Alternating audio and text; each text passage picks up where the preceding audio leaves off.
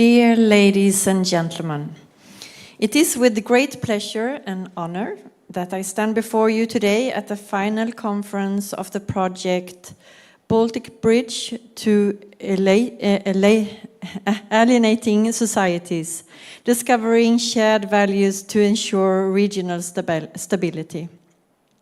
This initiative, led by Delfi and supported by the Nordic Council of Ministers office in Lithuania, has been a step towards fostering hope and understanding in these challenging times.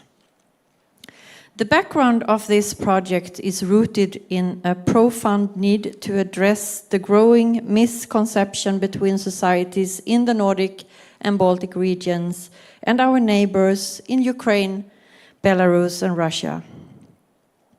In a world where misinformation and propaganda are widespread, it is essential to debunk myths and disprove stereotypes through open dialogue and shared stories. Through a series of videos talks during the project, as well as the panel discussion today, we want to highlight the experiences of those who have had to leave their countries and seek protection elsewhere. By sharing their voices and stories, we hope to build empathy and solidarity across borders. As we work towards greater understanding and solidarity, it's important to recognize the rights and responsibility of both countries of destination and the migrants themselves. Integration requires mutual respect, understanding, and cooperation from both sides. Recipient countries should provide protection and opportunities for education, employment, and social inclusion, while migrants should embrace the values and norms of their new homes and actively participate in their new society and be allowed to do so. This project is not just about addressing immediate challenges, it's also about laying the groundwork for a more sustainable and integrated region. In line with the Nordic Council of Ministers Vision 2030, we recognize that true solidarity and regional integration cannot be achieved without close collaboration and understanding among neighboring societies and people. During our discussion on fostering understanding and cooperation, we cannot overlook the urgent need to support Ukraine in its fight for democracy values and the rule of law. Looking ahead, when the conflict ends and people return to their countries, they will bring back valued lessons from the democratic societies of the Baltics and the Nordics. It's my hope that they will use this lesson to rebuild their nations and societies with a strong commitment to democracy and human rights. And projects like today can play a key role in this. In closing, I would like to express my deepest gratitude to all those who have contributed to this project, from the dedicated team of Delfi to our partners and supporters. In the face of hard times, it's easy to give in to fear and division. But today, we choose a different path. A path of dialogue, compassion, and shared humanity. Thank you so much.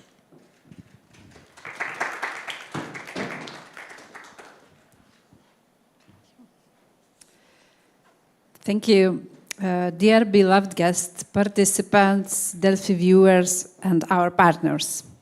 I'm delighted to have the opportunity to introduce today's conference with a variety of very important topics that we will have in our panel discussions.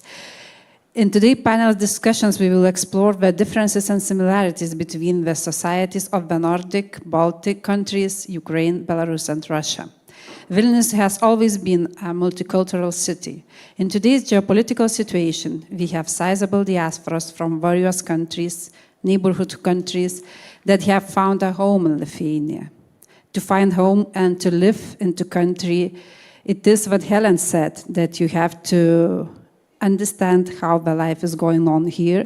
Also, we, citizens of the country, we have help people to integrate to the society, help with different things, but the most important things to my mind is information and reliable information that Delphi always provide for mentioned countries' diasporas. Our news portal's Russian edition team is a symbol of our multinationality. In our team, we have citizens of 3 different countries, which helps us to be open for discussion and cover a variety of topics. In our editorial, we often say that our small team of Delphi is a forefront of different kinds of wars. I kindly invite everyone to participate in today's conference discussion and to follow our live broadcast in Delphi. Thank you. Have a fruitful discussions.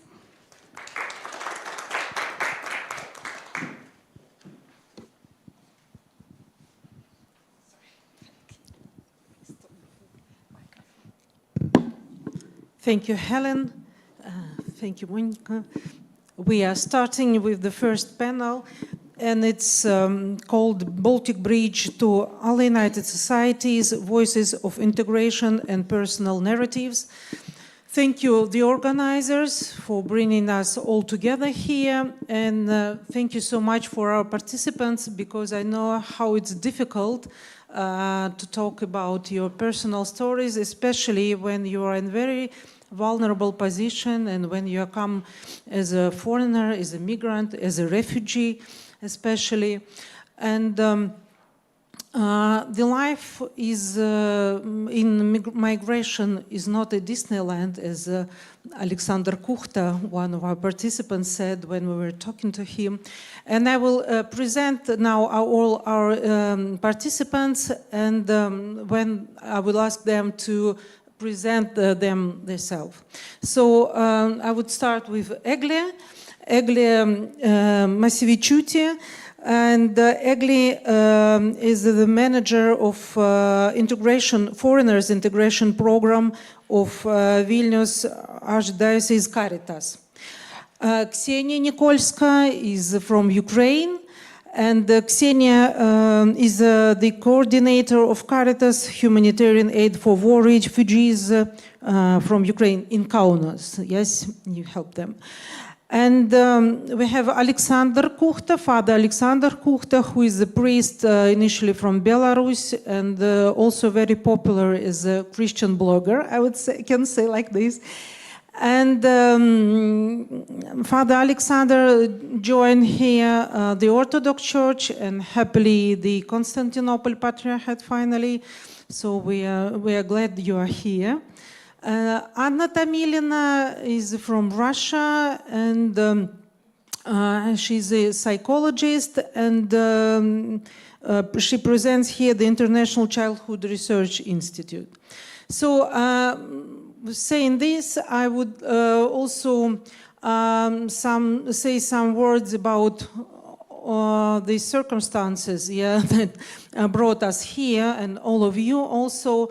We know that, first of all, it was, we had these few waves of migration in the last 4 years. First of all, it was a huge migration from Belarus after the so-called presidential elections and the violence there, very violent repressions, and we had a lot of migrants from there. Then another authoritarian regime decided to launch the full-scale war against Ukraine, I mean Russia, and Putin, and it also led us to the second wave of migration, first of all from Ukraine, and also migrants from Russia, very political minded, mostly journalists, civil society, and all of them happen to be here.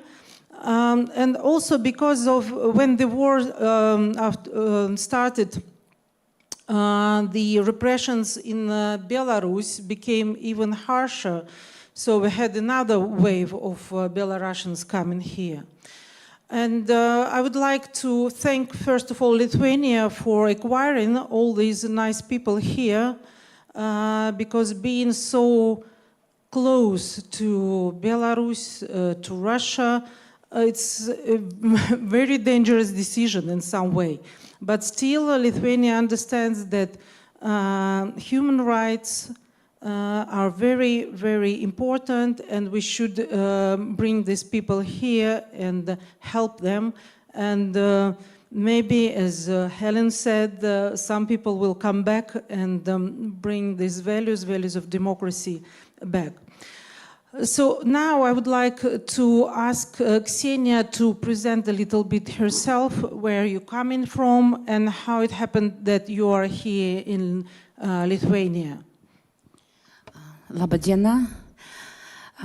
Мене звуть Ксенія Нікольська. Я приїхала з Києву, Литву, десь у листопаді 22-го року. Back in September 2022. Десь рік. About a year. Я не виїжджала, я не I хотіла didn't цього, і, leave, мабуть, це було and I таке didn't want that, спонтанне, and it was a дуже very емоційне spontaneous and рішення, emotional decision to do дуже that. емоційне. Мабуть, така була жага до життя, Maybe I жажда had this жизни, мне will так to кажется. live. Вдруг вот я это почувствовала. I felt it, Вот, и and позвонили друзья, my которые friends, были на they этот called момент в me, Литве. who were in И Lithuania at сказали, this ну, time, приезжай and сюда they к нам asked me to сейчас. come. І це було рішення And it was a за один decision день, мабуть. От that I так made от in one це day було to все. just go. До того я працювала, Before я that, I was музичний working. педагог, I'm a musical композитор, worker, and I'm a піаністка. composer, І все pianist, життя and all my проходить life в дуже щасливій емоціональному was состоянии, потому что музыка, потому что искусство. going in a very Вот так happy было до manner 22-го because года. music, Вот. И because поэтому, когда art, мы and it приехали, was оказались happening уже until здесь, 2022. And сразу, when we came here to сразу, Lithuania, наверное, all of a такой sudden, свыше было мысль, что maybe надо it was искать то, что я some умею voice делать, где out я of- могу пригодиться. out of И there я искала that рояль. was calling Kaunas. me to Перші try and 3 дні, find piano це була in міграція, in теж, як Kaunas. треба все, During the всі first 3 документи, days, все ми there were зробили, але I was де solving different рояль? migration От це issues, життя в музиці. but легше my life зразу становиться, was коли ти much попадаєш в easier то пространство, де все in понятно. music. Вот. It Я was знайшла рояль a в safe центрі space культури for me. різних So I народів, found Марка Труда, the piano 158. Там є дуже класний in центр. one space in Вот. one of the І centers in там, Kaunas, я and I розпочала свою finally діяльність творчу started знову. my musical Спросила, хто здесь activities. есть, где I украинцы. asked Я знайшла to українську share some общину contacts сразу of же a там. Ukrainian Вот. І community стала that was играть. there, and I started Так от, playing. розпочався мій And шлях this is how I в Литві. started Потім my path in Lithuania. создала українську I created групу Ukrainian ансамбль group, детський для an дітей. ensemble for Ми стали children. займатися з We дітками started working і, with children, виступати. and І we started виступали, performing, of course. много. Ми виступали где-то, We в had тому many числі нас performances, пригласили, в including Caritas, to гуманітарні програми, including in культурні. Caritas in І one я of the очень humanitarian благодарна programs, судьбе and I за was это very happy знакомство. Вот там мы to стали meet them. заниматься с детками, выступать и помогать уже участвовать в I разных continued helping программах. out by волонтерских. participating in different И это volunteering продолжается по programs, сей день. and it Вот. still Так goes что on up вот until такой вот today. мой был So this is my path здесь и here, продолжается сейчас. and I continue doing the same things. Please pass a microphone to Father Alexander. Father Alexander, could you please tell some words about you? Good day, my name is Alexander Kukhta. I'm a priest from Belarus. As it was mentioned by Natalia, I have a blog in YouTube. I think it's the biggest independent blog in our post-Soviet region, where Christianity is being discussed and faith is also being a point of this discussion. I came here when the big repressions back in 2020 started, and I was part of some of the activities. I was between the OMON and the people, and I was serving I was performing a service after Roman Bondarenko, one of the social activists, and I was writing different letters to support the Belarusians who are currently in jail.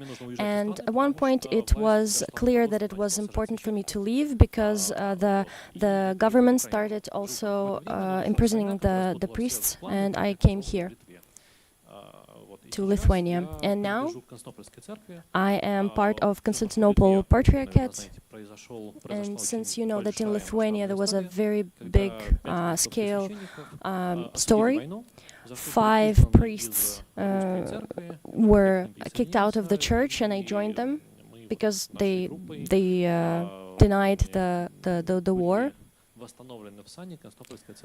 And so I am part of this. Now we have 2 priests from Belarus. In Vilnius we have our own service, and we're the only one Belarusian church that are taking part in Belarusian activities. The service is performed in Belarusian language, and we can still be Belarusian Orthodox Church members, and we're saying that the dictators are the dictators, and violence is violence, and war is war. Laba diena, good day. My name is Anna. I'm a psychologist, a children's psychologist. Despite the fact that I came here from Moscow, my childhood was occurring in Ukraine and in Poland. And I think that the issues of immigration started for me not in 2020, but a long time ago.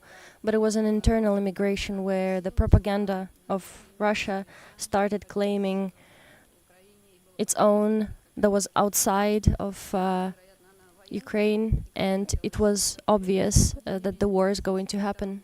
But in 2022, we have seen what happened, and my children, my daughter and her husband, they had to leave physically Russia because they were the journalists in opposition. And it was understood that they were not only not allowed to work, but also maybe they will be persecuted because of their actions. After some time, they came to Lithuania, and now they work here. They can also call war a war. They can express themselves freely. And it is very important for me because they have our grandson that I would like for him to know that good people live not only in Russia, as it's being suggested at the schools right now, but that people can be friends, they can live peacefully, and they can be happy. And when I came to Vilnius, I came in a humanitarian visa, and at first I became a volunteer at a project that is being conducted by Reform Space. I work with teenagers. We try to speak of the issues that they are involved in. We try to adapt them. And I think that after some time we're going to discuss integration. But at this point we're only discussing adaptation. Another thing I'm doing here is International Childhood Research Institute. And I'm working with children whose primary language is Russian, and they have some issues with, let's say, children with autism, or maybe they are having difficulty to adapt to school and other neurodivergence. I will ask now Egle maybe to say some words about what your organization is doing, how you're working with refugees from war, maybe with other migrants, and how many people actually you have to work with. Hello everyone, thank you for invitation. My name is Egle. I am manager of Foreign Integration Center here in Vilnius, in Caritas. So actually our center, we cover different projects here in Vilnius. We're working with communities, with professional social consultations, as well employment consultations, legal consultations, psychological help. Also, our focus is on children and community support. So maybe I will share also later what do we do with communities and how I think it's important in integration process here in Lithuania. Thank you. Thank you. Now maybe we will move a little bit further to your stories, deeper into your stories, and mostly about your integration here, how it happens. In some way, I think it's people like happy to acquire you here, but still the life is life, and there can be some problems. So I would like you to say some words about this, and maybe I will start with Ksenia again. How it was, how people in Lithuania welcomed you here, but what problems do you find here also? I think that the biggest issue for us, for all of us, is language. It is very clearly that we need to learn the language in order to adapt, in order to integrate properly, and all of our projects, proposals are starting from that. Together with children, it's easy to learn the language because we sing songs. When we are exposed to music, we learn the language much faster, and it solves the issue of learning the language. Because we sing, we watch the musical films, and by these activities we're learning the language, and it helps us a lot.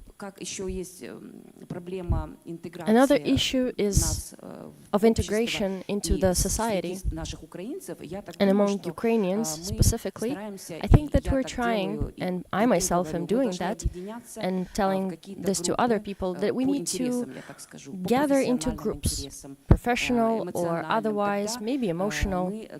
In that way, we will find what we can do well, explain it to others, that it can be perceived by others, and that we can be accepted. Something that we know how to do well. So trying to find yourself, trying to suggest something to others, continue learning, see how learning occurs here. On my example, pedagogical and musical experience, we need to communicate. The more meetings we have, the more communication we're having, the better and faster we're solving the problems, and we can support one another. Another question to you. Was it easier to you to find maybe some language courses where you can learn the language? Or it's only through musical activities that you do it? I will translate to Ksenia. Было ли вам легко найти курсы литовского языка, да, или только вот через музыкальную деятельность? Ну, через музыкальную это как дополнение, конечно же. Вот. А, конечно, of course. But of course, there are a lot of different courses, and we're very thankful that they are out there, and people can find them. Only you need to have your wish, your will to find it. In Kaunas specifically, at this specific moment, I'm taking the courses, of course, and it's my second time I'm taking the courses already. There are free ones, and there are also the ones that are paid. Sometimes these services provide even a stipend. This is a wonderful experience, and this is a wonderful support from the Lithuanian government, and I'm very thankful for that. Continue a little bit on this. But sometimes it's very difficult for migrants, because when you need to work, first of all, to get some money to procure your livelihood, is it difficult for you to combine language courses and the work all together? Because sometimes to work you need the language, and then you need to, when you work a lot, you need to find time for language courses, so it goes hand in hand. I will translate myself. Поскольку очень часто, да, для того, чтобы найти работу, надо знать литовский язык и учить. И ты много работаешь для того, чтобы обеспечить себя в миграции. Насколько сложно и легко вот это вот соединять, да, потому что это такой немножко замкнутый круг возникает, когда ты много работаешь, у тебя не хватает времени на учебу, Соответственно, Я поняла, супранту. I understood the question, очень thank you. сложно. Yes, of Но я course, it's хочу very сказать, difficult, что but what I want to say когда здесь is мы в when безопасности, we are here in когда safety, всё when вокруг everything around прекрасно, is всегда, wonderful. понимаете, самое главное — это I безопасность. think the most То, что мы important is здесь safety, живем, that we live и here солнце and светит, the и sun is ничего не shining летает, ничего не and there are взрывается, no слава Богу. missiles И exploding это over значит, our что мы heads. можем в этой And it means ситуации that in this всегда situation найти we can время, always find the time для того, чтобы как-то решить этот вопрос. to Это solve уже, the я issue. считаю, I think наша it's личная our задача каждого personal task человека, of потому every что single person, сложно, because но it is это hard, несравнимо с тем, что but сейчас it's творится в not нашей стране. comparable Понимаете, with здесь все whatever is условия есть happening для того, in чтобы my мы это country. делали. We have the Вот. conditions Я считаю, here что только to do какая-то that. лень, And I может think быть, only природная, maybe может мешать нам, natural потому что все laziness условия can есть. be Сложно. challenging Но раз or a Богу challenge было on the way. угодно нас, вот, что мы здесь оказались, слава Богу, значит, I'm thankful нужно to God that we're работать и here нужно today учиться. and we can Вот, не work лениться, and потому что study Литва and нам not be дает lazy все because возможности для Lithuania этого. is providing all the Вот моё такое possibilities. педагогическое, Here профессиональное is my мнение. Надо pedagogical, работать. Вот. professional say that we need to work. To Father Alexander, now I would like to ask you, of course for you maybe it was a little bit easier because you found the church here and it was easier to integrate, you have a job, and still it's maybe difficult to live here with one job. Well, as I have already mentioned, for me personally, it's a little bit easier because I am a priest, I have my church, I have a job in Lithuania. But, of course, I meet a lot of people, Belarusians, for example, who visit the church. And, of course, we have to understand that I am not a human rights defender. I cannot work on the integration of Belarusians in Lithuania legally, but of course we communicate, and I can, of course, tell you the problems that they tell me. And it's all very complicated, really, because Belarusians in Lithuania are, I would say, three types or three groups. About 60,000 Belarusians live in Lithuania, and the first group, the largest, are economical migrants. That means they were searching for better life and came to Lithuania. The second group, gray zone, because formally or legally they came for better life and they have no reason to be here apart from better salary. But when they came to Lithuania, as we're saying in Belarus, in order to end up in prison, you can just comment something in Facebook. So now when they come back to Belarus, they have a very, very big chance of finding themselves behind bars. But this group, this gray zone, is very complicated for them to really justify why now they cannot go back to Belarus. And once they have to renew their passport, their visa, their documents, they have to somehow prove that it is not safe for them, not secure to go back to Belarus. Some of them have to go back to Belarus and renew their passports, and they want to come back to Lithuania. Some of them have been successful, but some of them not. And some of these people who have gone back to Belarus, they ended up in prison and they couldn't do anything about it. And the third group are people who have humanitarian visa or they or asylum in Lithuania, and it's all quite going quite well because Lithuania really takes care of these people, and there are some very good examples that maybe it would be possible now to get this humanitarian visa for 3 years, because before that it was only possible for 1 year. And again, one more thing, Lukashenko regime has forbidden Belarusians to get or renew their passports in the embassies in other countries. That means if my passport is expiring soon, I have only one one way to do it. I have to go to Belarus to renew my passport. What that means once I enter Belarus, I will be arrested and I will be imprisoned from 10 to 20 years. Depends on my luck. So usually in Lithuania, Poland, in such countries, Belarusians really get a lot of support, and they have the opportunity on humanitarian grounds to receive passports, foreigners' passports. That means that they can live in the European Union countries. So this is very good, and this is a good practice.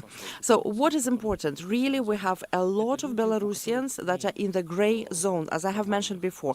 This means that these people have no formal proof to get asylum in Lithuania, and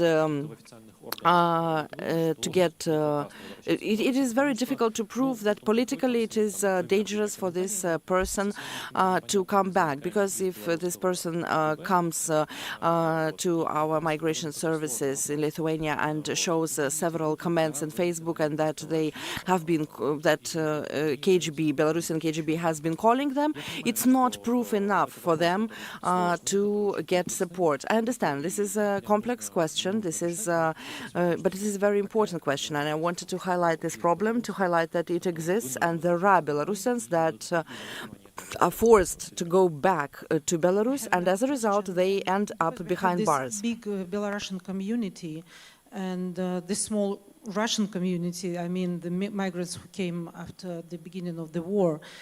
But still now there's a tendency in Lithuania to put them on the same scale, yeah, maybe migrants from Belarus and from Russia, and to forbid the same stuff to Belarusians to Russians. On the other hand, we had this political and historical theory, Litvinism, who came into the public space, and I would explain what it is. It was formulated by a Lithuanian historian, and he said that Belarusians are pretending to occupy Lithuania, that historically Belarusians think that Lithuania is a part of Belarus. And I know that was a lot of bad sentiments among the Belarusian community about this. What can you say about this situation? Well, having in mind this topic, I would say this. Any person or media who want to speak about it as a problem, they work for Belarusian KGB, for Putin regime, and so on and so forth. If you allow me, I would like to speak more about this topic. For example, I was born in Belarus, in Grodnenska Oblast, in a small town. And throughout the history, there has never been a border between this town and Vilnius, historically. Just because this is how it was.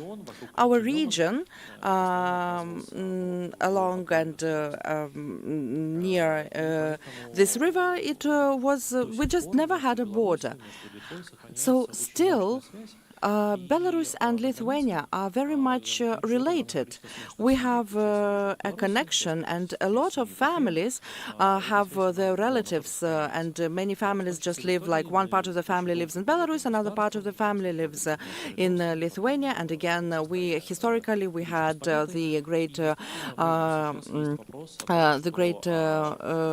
Duchy of Lithuania, and then we had Vytautas the Great, and so on and so forth. So again, if we are going back to our roots and to our history, we have to understand that mostly both nations own this past. And we have to be just, we have to have just a dialogue about it. We have to be calm about it. And the second way is just to start arguing about it. And so now the question of this Litvinism is when we are saying that, for example, this or that historical figure or this or that author, it is ours and not yours, or vice versa. What it sparks, it it only sparks unnecessary discussion. So this is unnatural arguing, which I would say Belarusian KGB just takes to the surface in order to bring instability. So I would say that any person who is seriously speaking about this problem is, of course, favoring and playing for Belarusian KGB. What can we do is bring normal, healthy dialogue. And for this, we just have to have a will, and then there will be a way. I'm going to you now. You're a migrant from Russia, and I understand that it could be very unpleasant, let's say it so, to be some kind of representative of a country aggressor in another country which is helps a lot of Ukraine and understands very well what is the violence coming from another part of the border means. So how do you feel in Lithuania? There were some kind of situation that you were said, you are from Russia, we don't want to talk to you, or how it happens when you are here? I think it's not only me, but everybody who came from my country, from Russia, they all saying that Lithuania is a very hospitable country, and we feel good here. And as Natalia has mentioned, when something is when the courses, for example, are quite complex, you can just go to Vilnius University and you take 1 year and you learn the language. So people, adults, they can solve their problems here, both with documents and with language. But children, and especially teenagers, for them it's a completely different story. And the child usually cannot choose what country he or she comes from. If you have a passport of this aggressor country, it's very difficult. Bullying, of course, still exists, and we have children from Belarus, from Russia, from Ukraine, also Russian-speaking kids from Lithuania. So we can say that in 2 or 3 years' time, children adapt in this or that way. But I think that the integration, the question of integration of these children into the Lithuanian society is quite difficult. It's very difficult to somehow tie these relationships. If we had some events, for example, where Russian-speaking children or children who are in Ukrainian schools, in Belarusian schools, or those children who come to our center, so they could, during some event, communicate with children, Lithuanian children, that would be very nice. And then we would speak about integration, not about adaptation. And again, children, especially teenagers, whatever they think about what is happening in Belarus or Russia, however, they can understand that this is a country aggression, but their friends are there still in Belarus or Russia. Their grandmothers or grandfathers are still there. Their good emotions and their heart is left there. And this cannot be denied. And these children are usually very intellectual, and these children, they didn't choose to leave their country, but they're here, and back in their country, with their potential, they might have been the elite of the society. So if Lithuania accepts these children, they might become very prominent citizens for this country, and they're ready for that. We will come back a little bit late to this topic, but I would like to ask you, Anna, also about you personally still. When you go here to some kind of administrative building and asking for providing you services, or when you were opening your individual entrepreneurship, how it was, how people are reacting that you came from Russia and trying to build your life, new life here?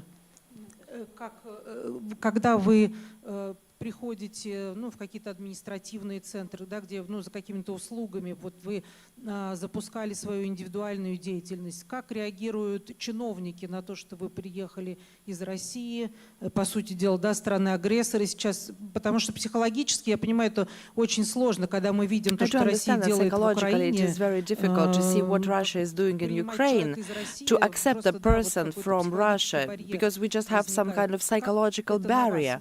So how does it influence you? No, I absolutely do not feel it or experience it. Even the opposite, if we're speaking about the individual entrepreneurship here in Lithuania, I was shocked that you are being provided with the information, what you need to do. Also, they consult you about all the aspects, especially for you. And once you are leaving some institution, they are asking you, did you really understand it? Look, there are some details. I can explain you one more time. Or I will give you a piece of advice. You should do it like this and this. Or you can... so, they really help. They're really helpful. And I would say that they see not a function or you as a person. And that was really, really surprising for me. And as for aggressor country, no, I haven't seen this attitude neither from the officials at the institutions of Lithuania, neither from people who I can call my friends now, nor from people who came from Ukraine, that is the country that is under Russia's aggression at the moment, and so on. I'm sorry to interrupt. One more time, I wanted to tell you about a small personal problem that I have faced quite recently. So here in the territory of Lithuania, I am on humanitarian grounds at the moment, and I think it's normal for any person, and it's obvious for any person who lives in another country to start liking the history, the culture, to start delving deeper into the cultural layers of the country where you live, and it is also very important to learn the language, to learn the Lithuanian language in order to be able to understand the culture, the history, and so on. So, as I know, especially the refugees from Belarus, they were provided with free of charge courses of Lithuanian language. It's not about you, but I know that for Ukrainians it does work. But when myself, I decided that I really need Lithuanian language and I would like to learn it more in a more systematic manner and not just several words and several phrases, I was surprised to learn that from March this year in Lithuania, for Belarusians, also for Belarusian refugees, free of charge courses, Lithuanian language courses, are not available anymore. You can learn the language, but you have to pay, and it's quite a substantial amount. So, again, Belarusians who came here just with one piece of luggage, sometimes without any documents, and they left everything in their home country, this is quite problematic. So again, I would like to highlight this problem because I think it is quite important. Why is it so important? Because people who cannot learn the language, they need to cocoon themselves somehow in their own environment, and then they are not integrated into the society. So again, I would like to highlight this problem because Belarusians, especially refugees from Belarus, these are people who really want to integrate and they would really like to learn the language. And this refusal for free of charge Lithuanian language courses, I think, might interfere with that. No, your turn. You have this overview of the situation with migrants. You know better, maybe everyone else, the main issue, the main challenges they have. Could you please draw this picture? Yeah, actually I was thinking now that you could say that there are many challenges, and you can say that it's very difficult to find an apartment, to find a job, to know the language. But when you think deeper, there is always something behind. And I think the biggest challenge is the fear of receiving community to open themselves and to getting to know newcomers in the country. So that's why then we face, in our work, we face difficulties by finding a job, by finding apartment, by integrating. So I think that integration is not only about all these things. It's also about how people feel after all. When you have apartment, when you have a job, your kids are going to the school. But what you have after, when people are afraid of you and you are not a part of community. So I think the biggest problem is to develop this connection between two communities and to make it work. To make receiving community open and somehow include newcomers. And how can we do it? How can we persuade the acquiring community, the hosting community, that you need to be open? Yeah. This is the biggest challenge, but it is a huge work with our communities here in Lithuania.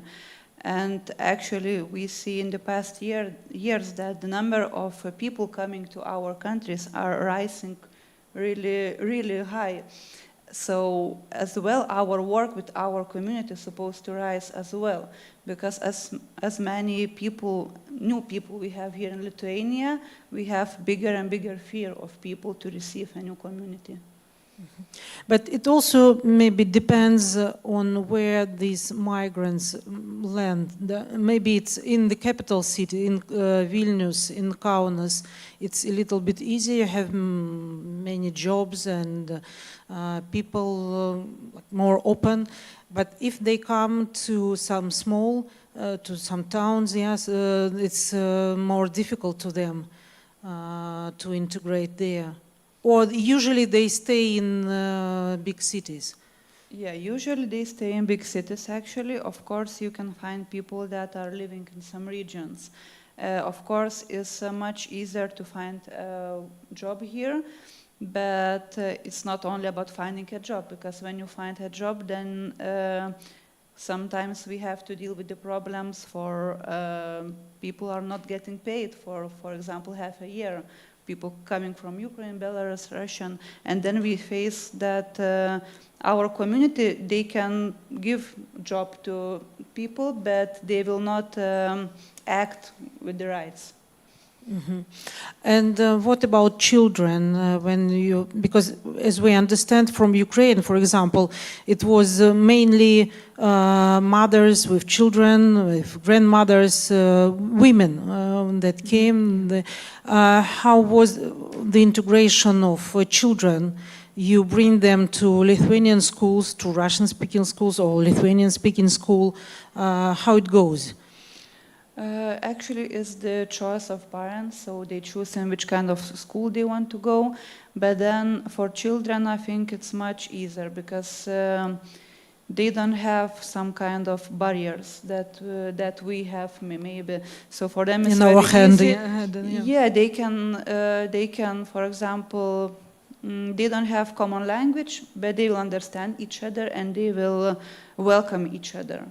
So for them, it's much easier. Mm-hmm. Maybe with this I will go to Ksenia, because you work with children a lot. What we can do, what the migrants themselves can do to help other people, other migrants to integrate here. And I think you are doing a great job in this sense. I will translate. Что могут, да, сами мигранты делать для интеграции других мигрантов? И вы работаете с детьми, как вы Working with помогаете? children, Что how вы do you делаете help в этом with the направлении, чтобы было migrants здесь проще? in order И to вообще в support their жизни в миграции? integration and into life? Ну, сложный вопрос. It's a very difficult question. Ну, я основываюсь на своем индивидуальном Based on my опыте. personal Конечно же, experience, of опять-таки course, повторюсь, может быть, repeating что мы myself maybe a делаем? little bit here, Мы, what we're предлагаем, doing, мы we're объединяемся. Во-первых, collaborating мы делаем встречи, into groups and we're providing some meetings. мы придумываем We проекты, в которых create мы можем принимать projects участие. that we Я can be говорю part о of. своей, да, специфике культурной. Но And это очень I'm помогает. То есть, если вот просто speaking ходить на here работу, about the и cultural дома aspect. этого мало, нам нужно общаться. It's not enough to Поэтому just я work вижу, and go back большую home. We need to помощь именно, communicate, and в I think организации that различных, проектов, где мы by можем organizing a встречаться, variety of совместно projects where we can что-то meet делать, up, вот, engage и, with one another, обогащать and друг друга, collaboratively do своими something знаниями, своим by опытом. enriching each other, То by есть our вот experience, именно our конкретные, knowledge. Very тематические specific истории. thematic Ну, stories я так это понимаю для that себя. can Может be быть, кто-то shared. This is how что-то I другое. understand it for Потом myself. предлагать, Maybe someone else нужно has other обязательно ideas. участвовать в каких-то But it is любых also important мероприятиях, to которые participate происходят. in a variety of Вот, events that are например, occurring. Сейчас For instance, мои друзья украинские и мы my все Ukrainian принимали friends участие. Вот, был большой and проект, the в organization, Каритасе, we когда have been собирали помощь taking для Украины. part in a И big мы event in приглашали, Caritas, друзей, where we знакомых, were и все collecting приходили, money for встречались, мы Ukraine. общались. We were Это очень объединяет, communicating, потому что мы понимаем, что мы and тоже мы we were нужны. meeting with one Мы another. нужны, про нас не забывают, нас приглашают. And it's also very nice to realize when we are being invited into different projects by other organizations. It means that they remember us and they know of us and they think of us. Something regarding to culture. Of course, we're looking for a variety of events to participate in and to get there.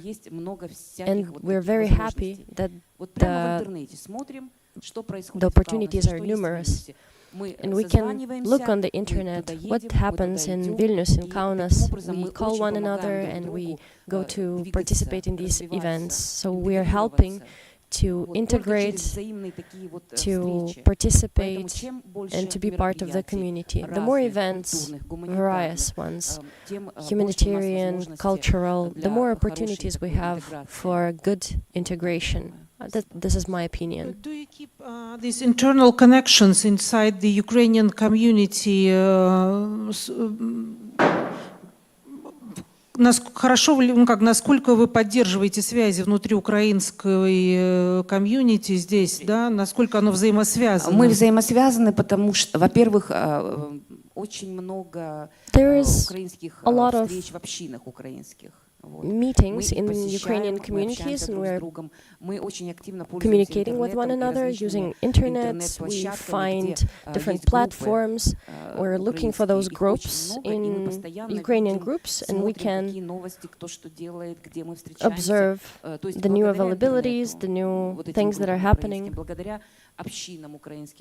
Thanks to the communities, thanks to these groups, other events that are occurring in Lithuania as well, where we're going there. So we find one another, we communicate. I would like to say that generally we're quite active. And we want to bring value to one another here. And we're very thankful for the support that Lithuania is providing us. We're actively participating in everything that is being suggested, or when our help is required, we also come.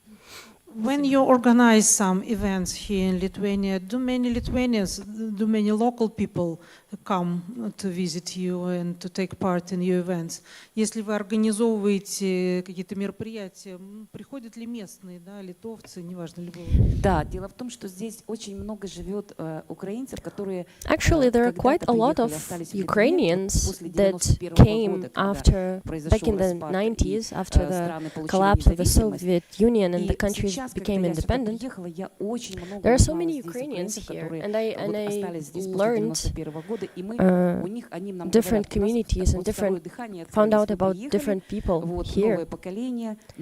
This is a new generation almost that has just recently come, and we started communicating all together. It's wonderful, I think, and we're all very actively developing our friendships, and we're finding one another in the social media. And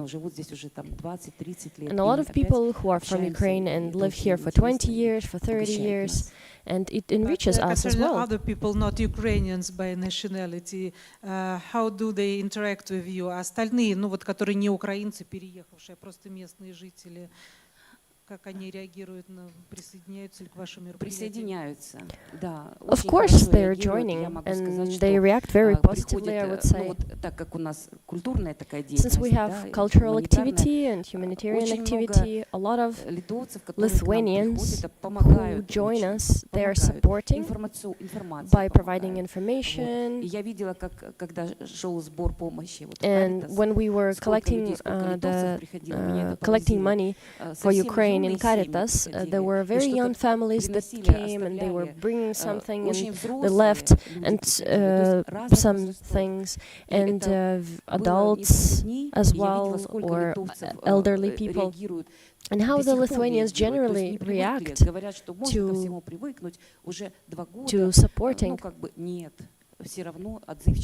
I have heard this opinion that after 2 years of war, people get used to it and they don't react to the fact that the war is happening. But no, I don't think that. I can see that Lithuanians are reacting positively to us, and they're continuously supporting us, and I would like to say thank you very much. Now, because I would like to continue this theme with, about children, about the integration, and Ksenia started from her point of view to talk about this, and I would like to ask you, what can we do to help these children to integrate? You started already on, but how can we help parents? What parents can do for their children? Что родители делают, что нам надо делать, чтобы интегрировать детей? The question: how to integrate the children, how to help them? Could you please elaborate on what you have been previously mentioning?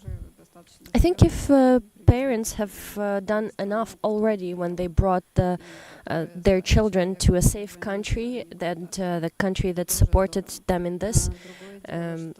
Another thing is that immigration is very hard, both for an adult and their children, because anxiety, depression, and other different states that sometimes require medical assistance are a big thing in this. And what we're doing in International Childhood Research Institute, it feels sometimes like we're just doing everything the same. We have a guy every Friday at 12 that arrives to our center, and he comes weekly because he can't find in his city. With adaptation, we're helping him, even though he studies. He studies in Lithuanian school, so he's trying to. He came to Lithuania back to 2022, and now he has very high very high marks at school, and I think if we could scale what we are actually doing, and in addition to the challenges existing that are felt by the adults, of course, it's war that is happening against not only Ukraine, but everything that is occurring currently. And if we would receive help to support people to become part of the society, to integrate, and I think that parents have done so much wonderful things in order to achieve these goals. Condition. How can what they should say to their children now when they are adopting here? Что должны родители говорить детям, да, когда уже здесь в эмиграции, когда они здесь интегрируются? While in immigration, during integration, after they have moved, what should the parents say to their children? Because it's not the end of the story. Of course, a lot of things depend on the age of the child, because we had questions about what to say to the children of for preschoolers, how to speak about Putin or how to speak about war to preschoolers. And the suggestion is to read Chukovsky, a Russian author. There is a character that is a roach, and he was a very dangerous and scary one, and the story goes like this, that the big roach was scaring everyone, but then there was a bird that came by and ate this roach. So children need to understand what is happening using different associations. We also have projects that help adaptation for children. We have one of the projects, Vilnius, and it talks about the culture of Lithuania and its culture.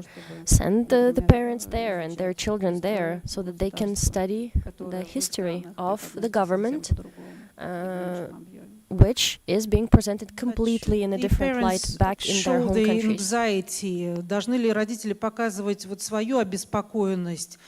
Or they should just say, well, everything is fine, the future will be fine, so let's just be calm and live here. То есть давайте просто жить спокойно, насколько естественны родители должны быть в своем поведении. How natural should the parents be in their behavior?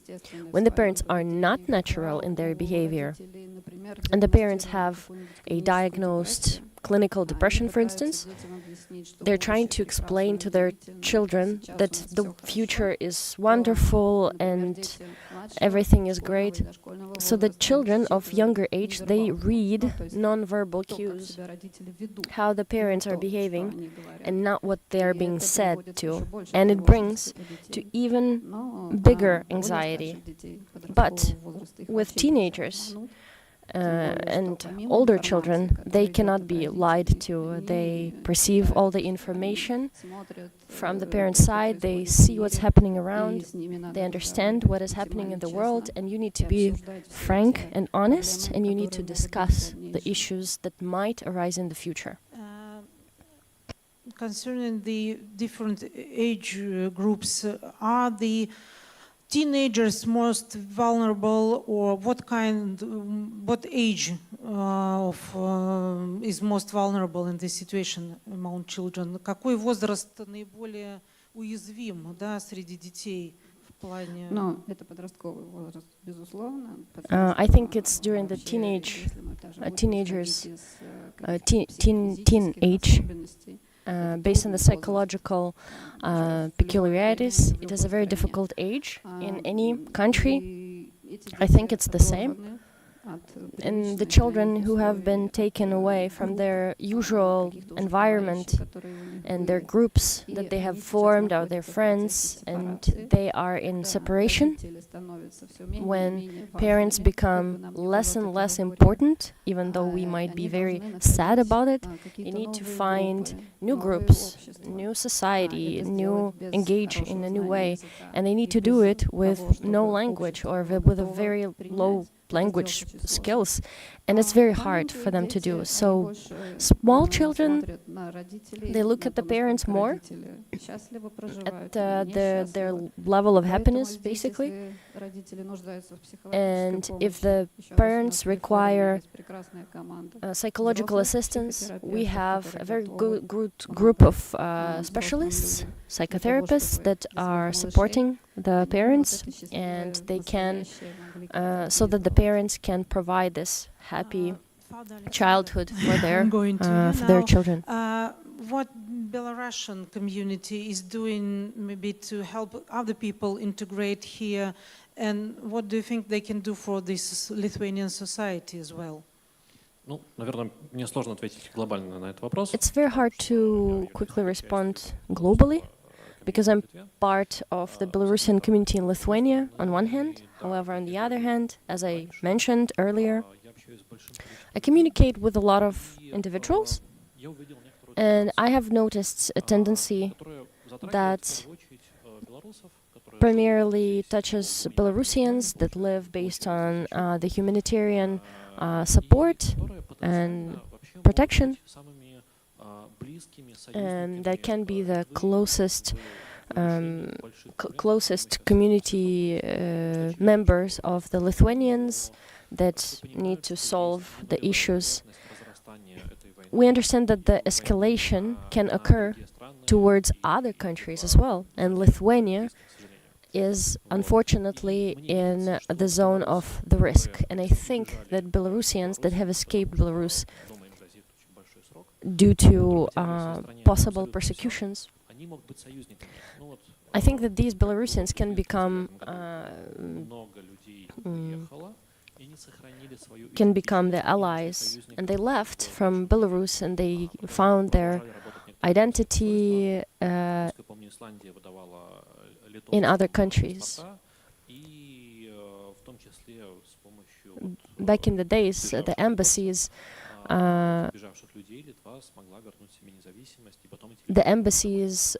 were providing the opportunity for Lithuanians to come back to Lithuania. So due to these embassies, Lithuania was able to restore its status. And I think that the number of the people who are crossing the border every day after they have taken their course in jail and they might be persecuted again, this number of individuals is not lowering. And these people who arrive on the territory of Lithuania, potentially, they can be the potential allies because they have lost everything. And because the person who has lost everything, such person is ready to find allies, to become part of the community, and in this community already support with the common foe, with the common enemy. And right now I'm not speaking specifically about Lithuanian government, because the government is doing everything with a stable manner, but I think it's about the headlines, shouting headlines that are pushing the Belarusians somewhere out. I think there was an article in LRT, and a Belarusian blogger shared some opinion about this. Of course, it was mentioned that the newspaper does not share this information with the author and its independent opinion. And it was mentioned that let's not forget that because Belarusians were part of the course of Lukashenko and everything, and if you see that there's a Belarusian next to you, or you see someone in the future, you can go over to them and spit into the face. Of course, this wasn't mentioned directly by such words, but it was kind of written in this way. So I would like to ask you, this driver or this person, why would he be this victim of phantom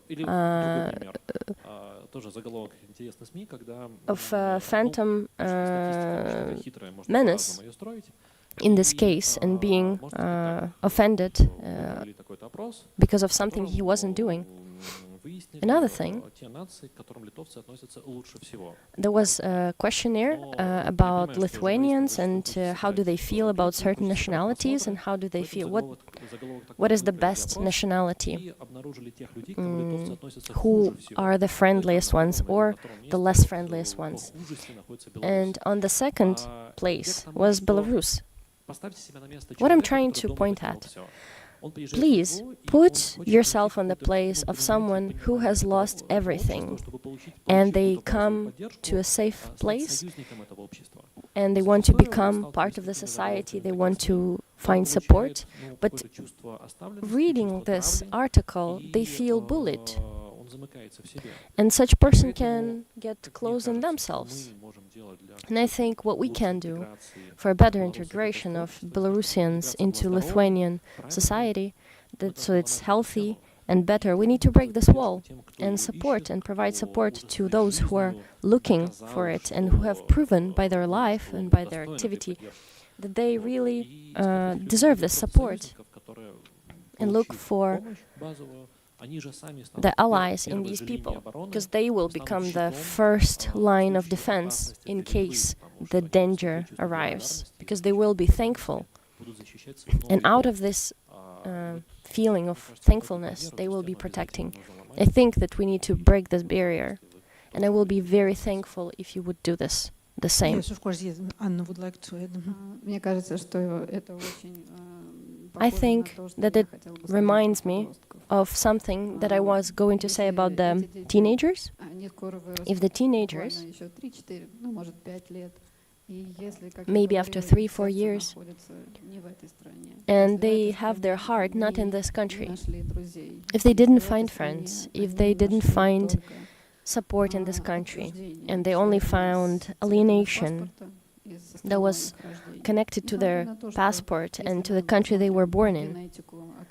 If we look into their genetics, we will learn that they are Ukrainians, Polish, and whatever, and not even Russians. And maybe I don't even like what I am sharing here right now, but if they realize that the country that they are in right now can also be their motherland, it's very difficult to realize on what end they will be when the escalation actually occurs. That Father Alexander started on the media responsibility, but also on the other hand, we understand that still a lot of people here in Lithuania, they live under this disinformation. It still comes here, and people believe that it wasn't Putin who started the war in Ukraine, that maybe you are, it's your fault that you were repressed in Belarus, that in Lithuania there's a lot of corruption and so and so. So this disinformation from Russia, from Belarus, it's coming and it works, it still works. So do you need to fight with it here in Lithuania? And maybe it also will be your help to Lithuanian society to overcome these views. Yes, it is true. We have been raising this issue, and the issue of Litvinism and where does it grow from.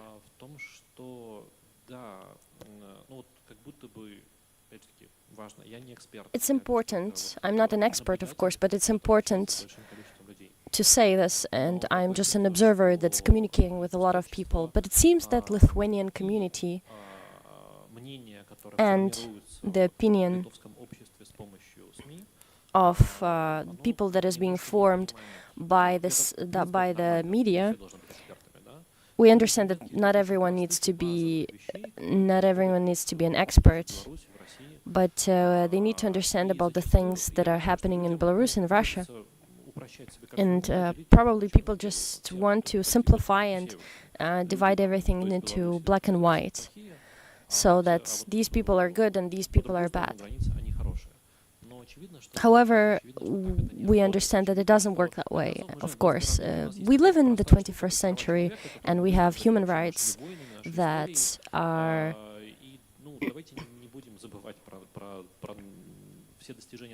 and let's not forget about the things that we have achieved in our civilization and this humanity identity that we have suffered through the years.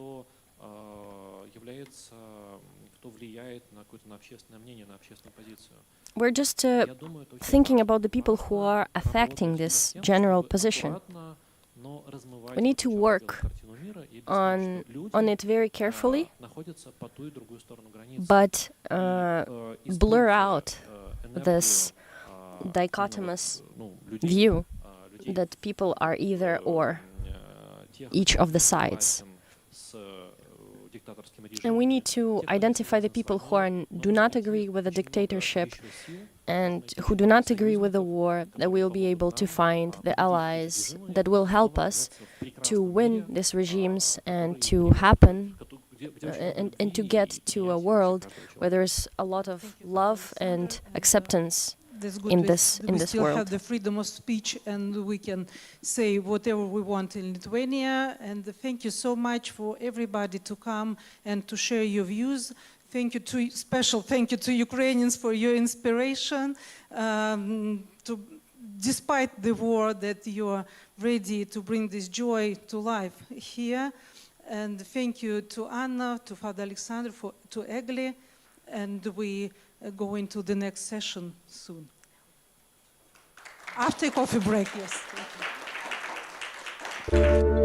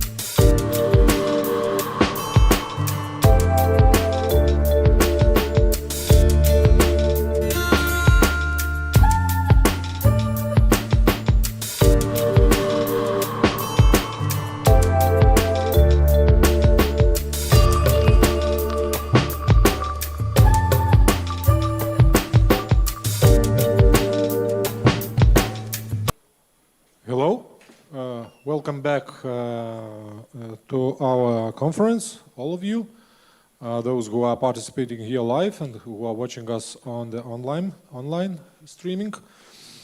That's me, moderator here, Vytautas Bruveris. I'm editor-in-chief of National News Agency ELTA. And I'm finding myself on the floor of the panel discussion, which is called Exploring Integration, Expert Insights on Ukrainian, Russian and Belarusian Communities in the Baltic States. There is said Baltic States, but naturally we will be more exploring and finding the experience and situation, reality on the ground, first of all in Lithuania, in the country where we are right now. So, and I'm more than happy to present our distinguished panelists on the issue. This is Dr. Monika Frijutė-Rakauskienė, senior researcher in the head of Department of Ethnic Studies at the Institute of Sociology, Lithuanian Center for Social Sciences. Also, we have here a Ukrainian colleague, Yevgen Magda, Associate Professor at Igor Sikorsky Kyiv Polytechnic Institute and the National Technical University. We have here colleague Egor Burtsev, a clinical psychologist, social psychologist, and also sociologist. And Dr. Rosa Turarbekova, PhD in History, Honorary Fellow of Institute for Global and Sustainable Development, University of Warwick. And we are kicking off from the presentation of Dr. Frijutė-Rakauskienė, which the title you see here, Public Attitudes Toward Different Social, Ethnic, Religious and Immigrant Groups in Lithuania in the last year. So that will be our grounds for our discussion, reaction, insights and everything else. So the main constructing point of our conversation today here. So Doctor, the floor is yours. Thank you for the introduction and the title of my presentation. But first of all, let me talk about migration context and numbers a little bit. So according to the Department of Migration and the Ministry of the Interior, more than 227 foreigners currently live in Lithuania.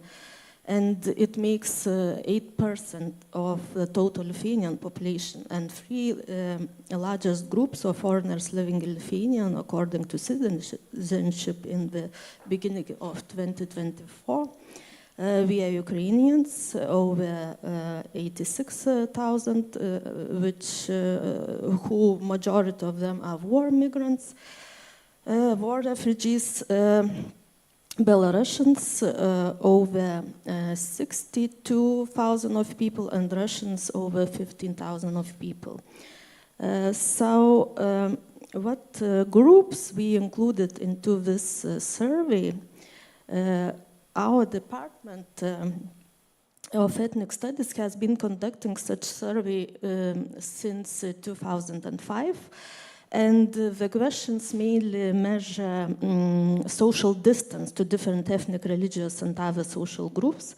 But since 2008, we decided to include questions about migrant groups, labor migrants, and also integration policies. But in 2023, we decided to focus more on the three dominant migrant groups in the country.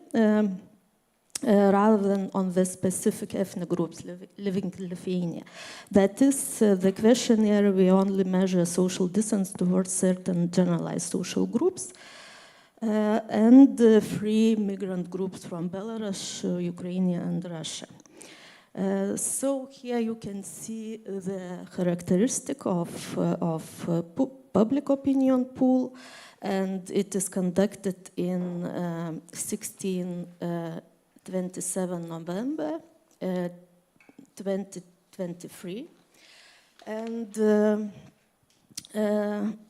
what is being asked or measured? So social distance, how we measure social distance by two questions. There are Bogardo scale, American sociologist scale, but we use usually 2 questions. That is, we asking if you would like or would not like live in neighborhood with a representative of some groups, and if you would like or would not like to work in the same workplace. And also we asked our citizens about acceptance of non-EU citizens as residents. So let's go to the data and to the results, and to the first question: which of the following groups of people would you not want to live with in your neighborhood? You see that social distance can be seen in relation to 4 groups: people with mental disabilities, homosexuals, Muslims, and migrants from Russia. A slightly smaller but still significant distance is seen in relation to the other groups, and the smaller social distance is seen in relation to migrants from Ukraine. And if to talk about 3 groups of migrants from Belarus, Russia, and Ukraine, the attitudes of the residents reflect, I would say, the geopolitical aspect or situation, where migrants from Russia are seen as representatives of aggressor country, and more favorably than migrants from Belarus and especially Ukraine. So the next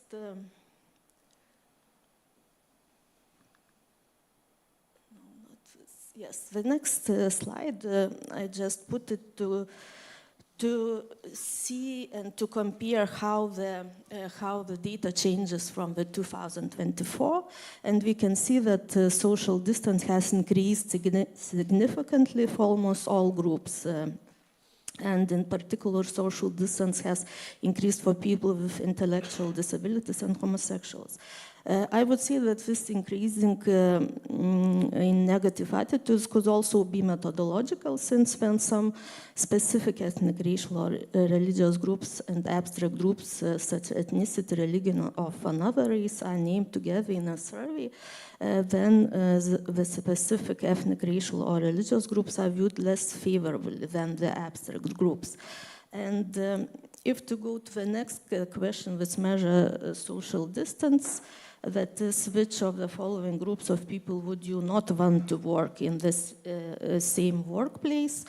We can see that okay. You can see that this social distance is quite similar, like in answering the question if you would like or would not like to live in neighborhood. But here you can see I have to point out one special group, that is people who do not speak Lithuania. And more people, for example, 24% you can see, do not want to work with people who not speak Lithuania in the same workplace than live in the neighborhood.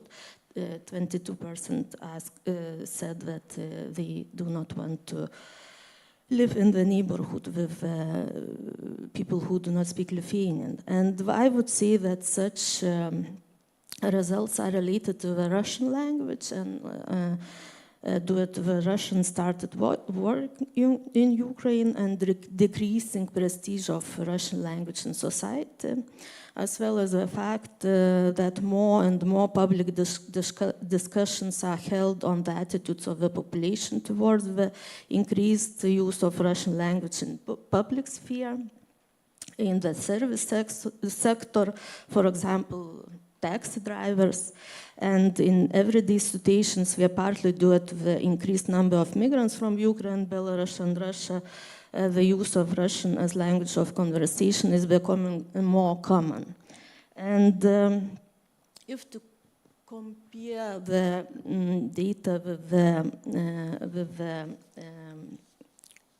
2022.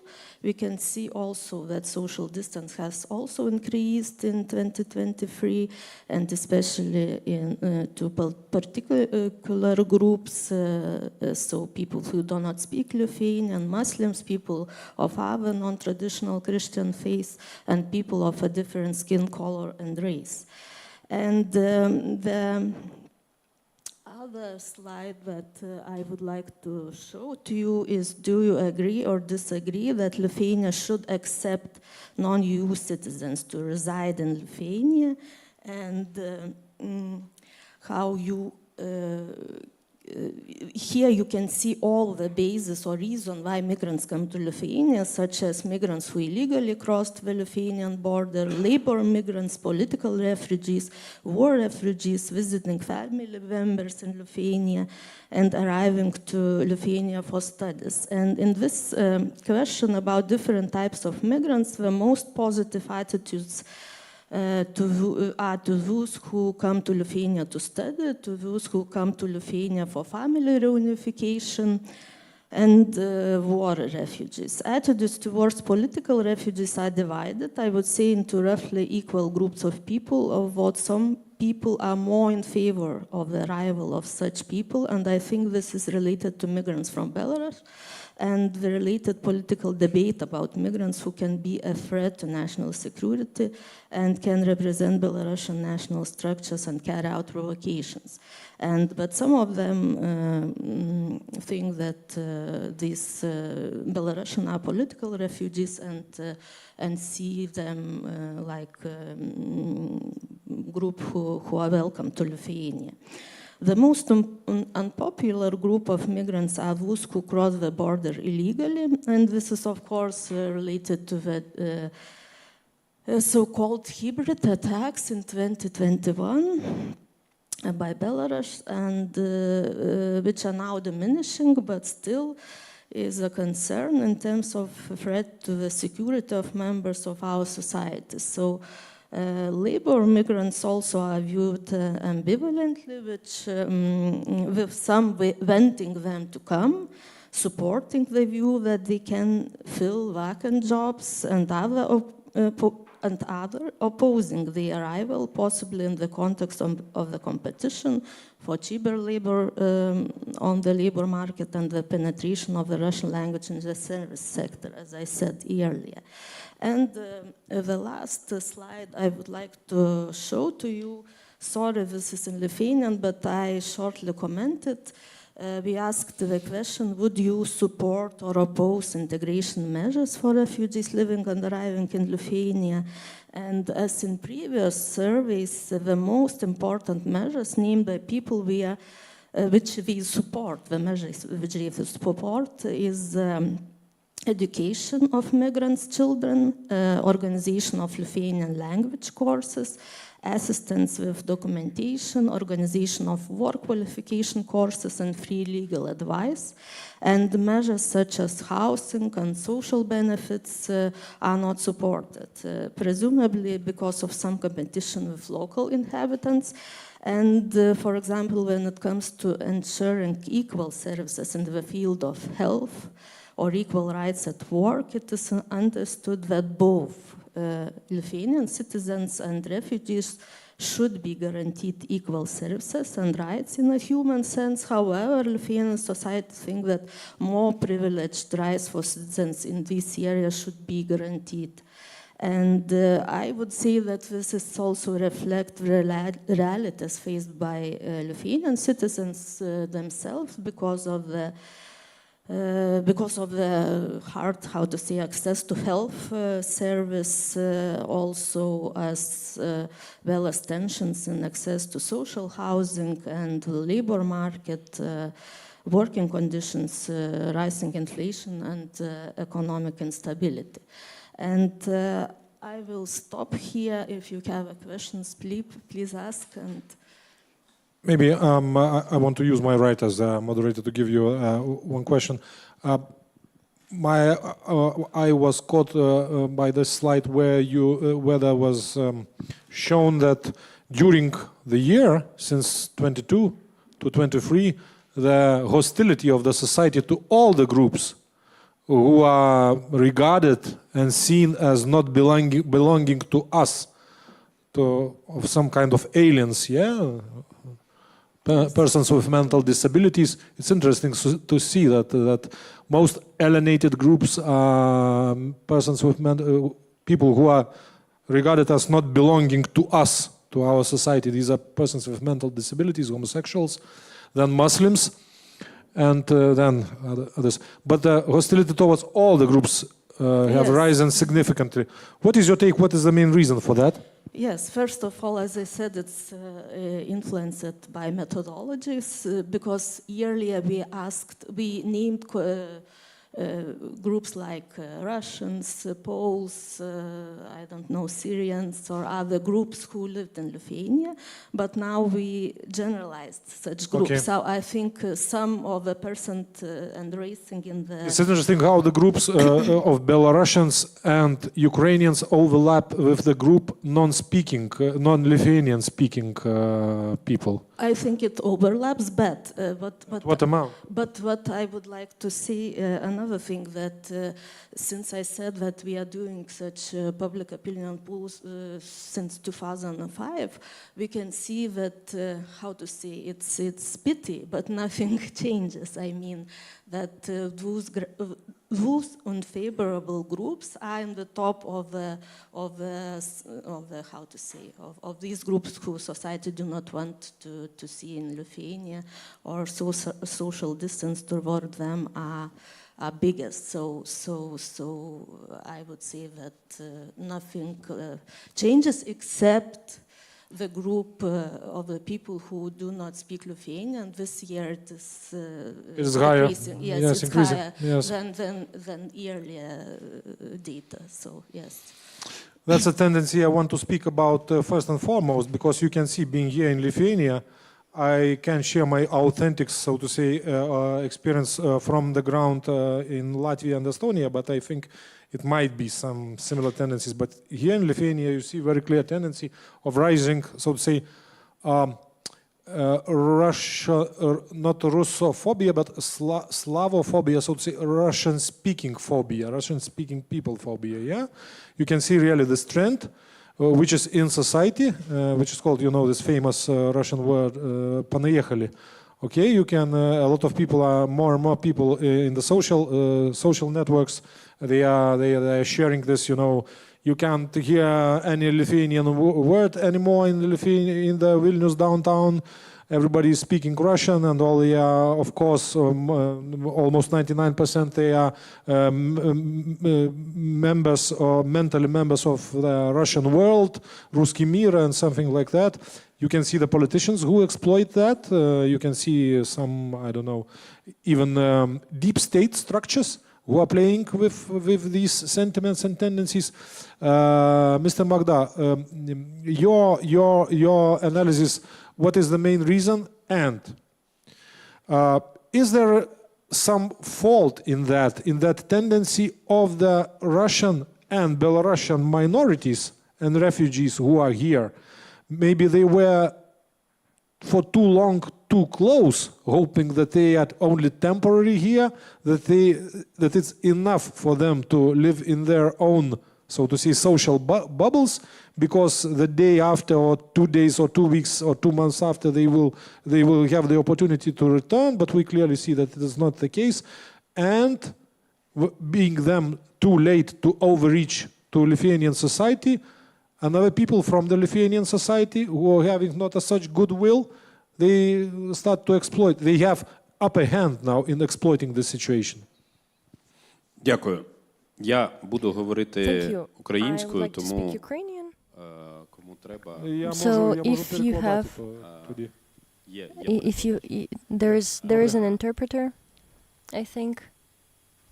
Взагалі, давайте почнемо ці дискусії з In головного. this discussion, let's start from the most important things. This migration crisis has been started by the Ukrainian-Russian war. There is no other reasons. Це головне. And this is the most important. The crisis, when I speak about crisis, I mean in the scale of Europe, not only in Baltic countries, but in Europe. For the Baltic countries, the citizens from Ukraine, Russia, Belarus, it is often a possibility, an opportunity, and not actually a challenge, but it is an opportunity to replace own citizens who have left further to the Scandinavian countries, to Great Britain, etc. However, we have a different paradox.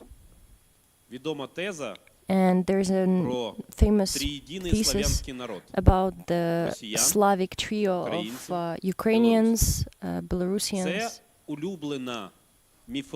and this is a very most favorite mythical expression from the 18th century. And this expression is being implemented in life, as we have seen here in this research. This is a very interesting phenomenon, and I have pointed out that Ukrainians are more numerous than Russians and Belarusians altogether.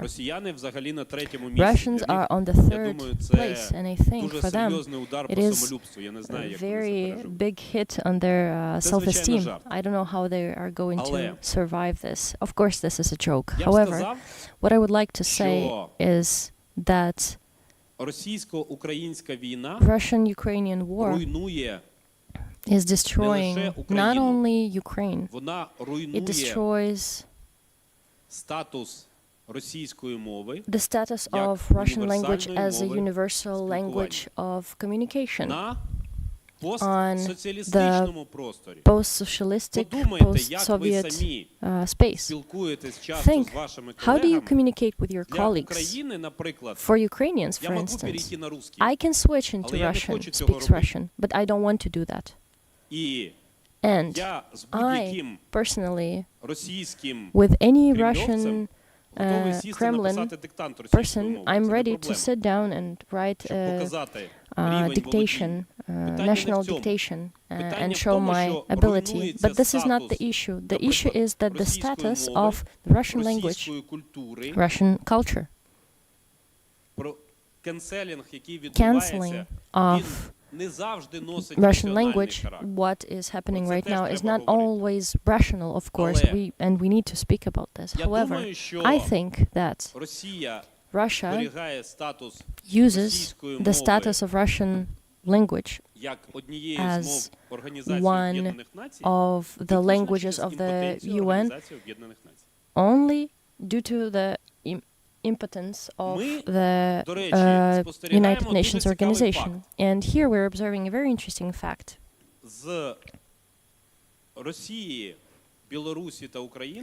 From Russia, Belarus, and Ukraine, only Ukraine does not have a common border with Lithuania. However, if we can judge the relationship, Ukrainian-Lithuanian relationship right now seem to me less problematic, the lesser problematic, because we have common history of the Great Duchy of Lithuania, but we don't have the contemporary challenges. Smuggling, different territories, the challenges regarding the territories. We are reminding ex-spouses that have separated peacefully and now can communicate with one another peacefully. And it is a natural process for us, while Russia, with other imperial things, I mean, in this case, the Belarus of Lukashenko, the official one, by their behavior, they're creating challenges to Lithuania, with Lithuania. So here's the recipe, and it's very simple. The recipe is identification. Our diasporas in many countries, it's not a big secret if I'm going to say that until 2014, before the annexation of Crimea, in many countries, Ukrainian and Russian diasporas were in very good terms with one another. However, after 2014, the situation has changed. The diaspora is also an instrument of politicians. And I'm trying to point at that right now we're observing the process of forming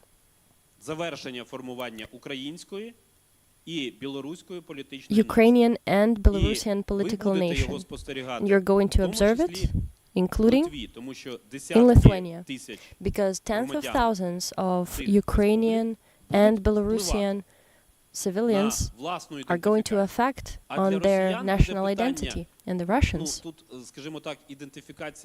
The question is going to be either identification of imperial or democratic one. Thank you. So this is the issue from the perspective of Lithuania, as far as I understand. We can see the tendency here that Belarusians and Russians,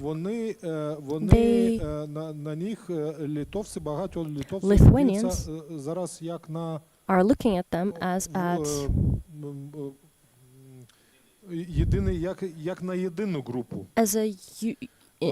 one individual group.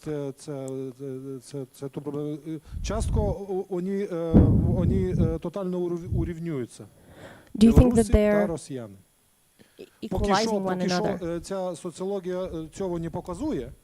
Because we understand that the sociology does not show this. And we can see that there is a difference. However, this tendency is there of this equalization. I think that the problem is that in Belarus, since 1995, after the ratification of the constitution, the two languages and the Russian language has basically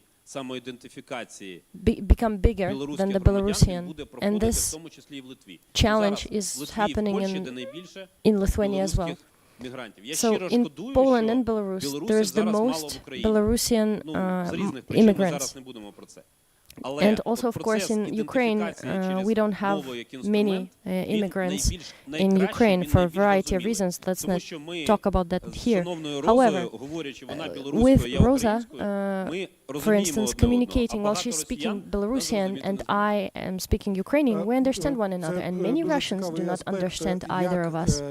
I think that this aspect is very important because I'm trying to understand how Lithuanian society needs to support the formation of Belarusian community. We're turning now back to our supposed main language of our discussion, and I'm turning to Igor Burtsev. What is your general take? What the most important things you see, first of all, the first one from this survey? It's a question number one.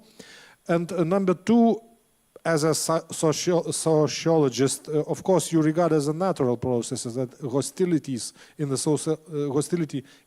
so-called title society, it is rising naturally when there are growing and rapidly growing numbers of incoming people from other countries. Yeah, so how to turn this natural process to some, I don't know, to more peaceful and more and less alienating way. So these are two kind of questions.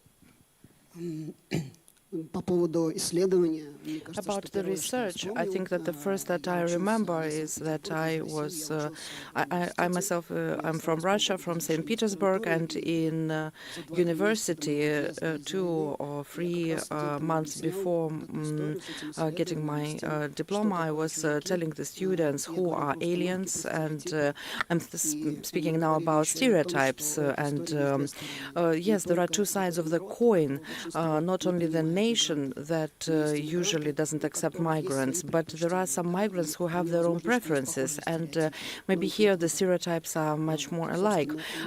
So maybe that's my take. And also I would like to say that this month we have conducted a second survey, second research about migrants from Russia, and we have researched their psychological state, and of course there are some migrants from Russia and and their families. Sometimes these are relatives of the wife, relatives of the husband, and they have their own understanding on life and how life should be. But there are other migrants in Lithuania, and usually they're not getting better, they're getting worse, because they don't see any hope, they don't understand what is going to happen next. And if Ukrainians can still think that maybe war will be over and they can go back to their country, unfortunately, migrants from Russia, they do not even know what their future might hold for them. Then there is an obvious way: integrate yourself. And the second take that I would like to vocalize is what Anna has mentioned, speaking about teenagers. Approximately the same situation is true for adults. It is more of an adaptation, not integration, because this making yourself into your own cocoon, in your own bubble, psychological bubble, this is what is happening, because this is unprecedented for Russian migrants. This has happened before to Belarusians, or is already happening to Ukrainians, but those democratic, those Russians who have democratic views, they feel inferior, they understand their country is aggressor, they are afraid even to communicate with Ukrainians because they feel guilt very deep inside. And in order for them to start integrating, they need to have some time for adaptation. And again, integration is when both sides work on that, because tango, it takes two to tango, as we know. Okay, tango, the two persons are dancing tango. So I'm again repeating that I see this obvious rise of the, and first of all and primarily against the Russian immigration, hostility, and this general notion, ideological notion that they are all the same. These are imperially and mental imperialists of different, so to say, only of different degree of aggression. So they must be excluded, they don't belong here, and so on and so on. So these are two processes going like two trains, and there is maybe going to be some train wreck in some. Imperialism, of course, Russians do bring imperialism with themselves, imperial mentality. And speaking about those Russians who are more conscious, yes, they of course say, for example, that banks do not operate in a way that they operate in Russia, and they stop themselves because they understand that. And they say, we're going to move forward because this country is not suitable for us. So, but these people exist in all nations, of course, and there are a lot of stereotypes from the Lithuanian side also. Lithuanians hold a lot of stereotypes, but imperial mentality, what can be juxtaposed to it? For example, if we now live in the country where we no longer need to have imperial mentality, where we can just live as citizens, where we understand that there are human rights and they're not being infringed, when we understand that we are not going to be persecuted for our free ideas and so on. What are your thoughts on the things which were said, especially in that relation of so-called local title societies, and specifically Lithuanian and this diasporas, Russian, Belarusian, and Ukrainian? First of all, Russian-speaking Ukrainian diaspora. Дякую, велике. Ну, у меня проблема, на каком языке говорить. I have a problem. Which language should I speak? Any language. Thank you. Я зараз розтлумачу мой персональний кейс. I will explain my personal case and my Belarusian case. Since you're looking at me, навряд ли возникает чувство, что я из Беларуси. unlikely you think that I'm from Belarus and I'm Belarusian. That is why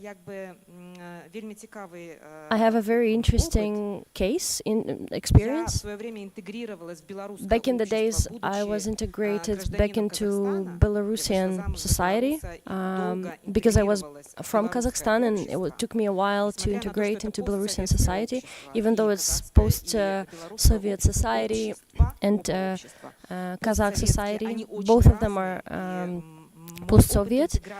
They're very different, and my experience was very, very long. It took me 25 years, and throughout these 25 years, 8 years, for 8 years I was the citizen of Kazakhstan, and then afterwards I took Belarusian citizenship. I didn't have any challenges because of the language. Belarusian language and history I was studying by myself, and I didn't take any courses or any other process of naturalization. It was happening by itself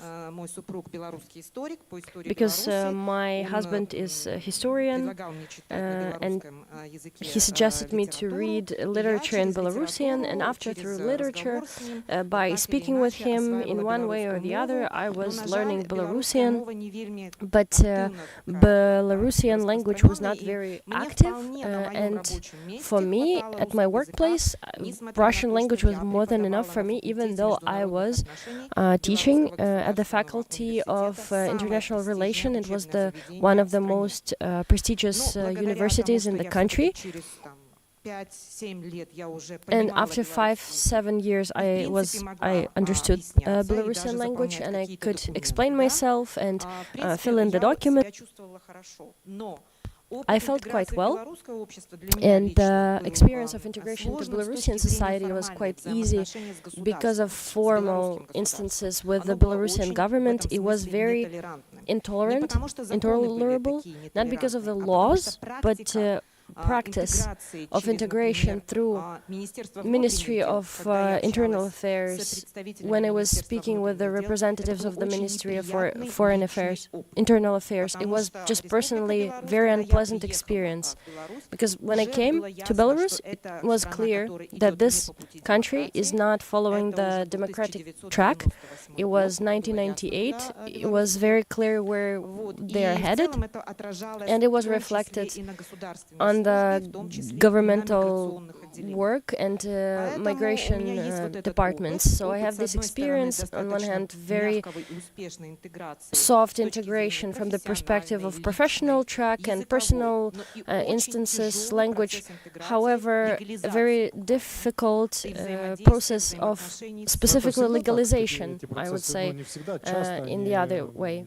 So these processes, do they often differ on dynamic in different countries? So yeah, basically I have a very good way to compare the two countries, because I was integrating in Lithuania, and this is where I'm headed. So this practice of relationship with the militants, with the police workers, and when I received the Belarusian passport, I had to go every half a year, and I had to meet with a manager of the department, and it was very difficult.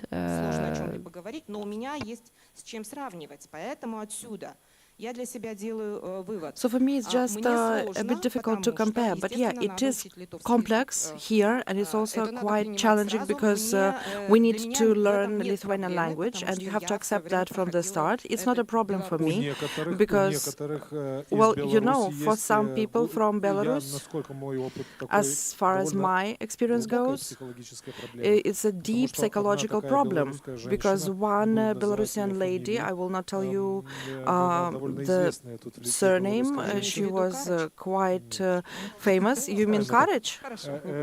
No, another. It wasn't official. She was saying, how am I going to learn Lithuanian and show people from my country that because that would mean that I am here for a long time.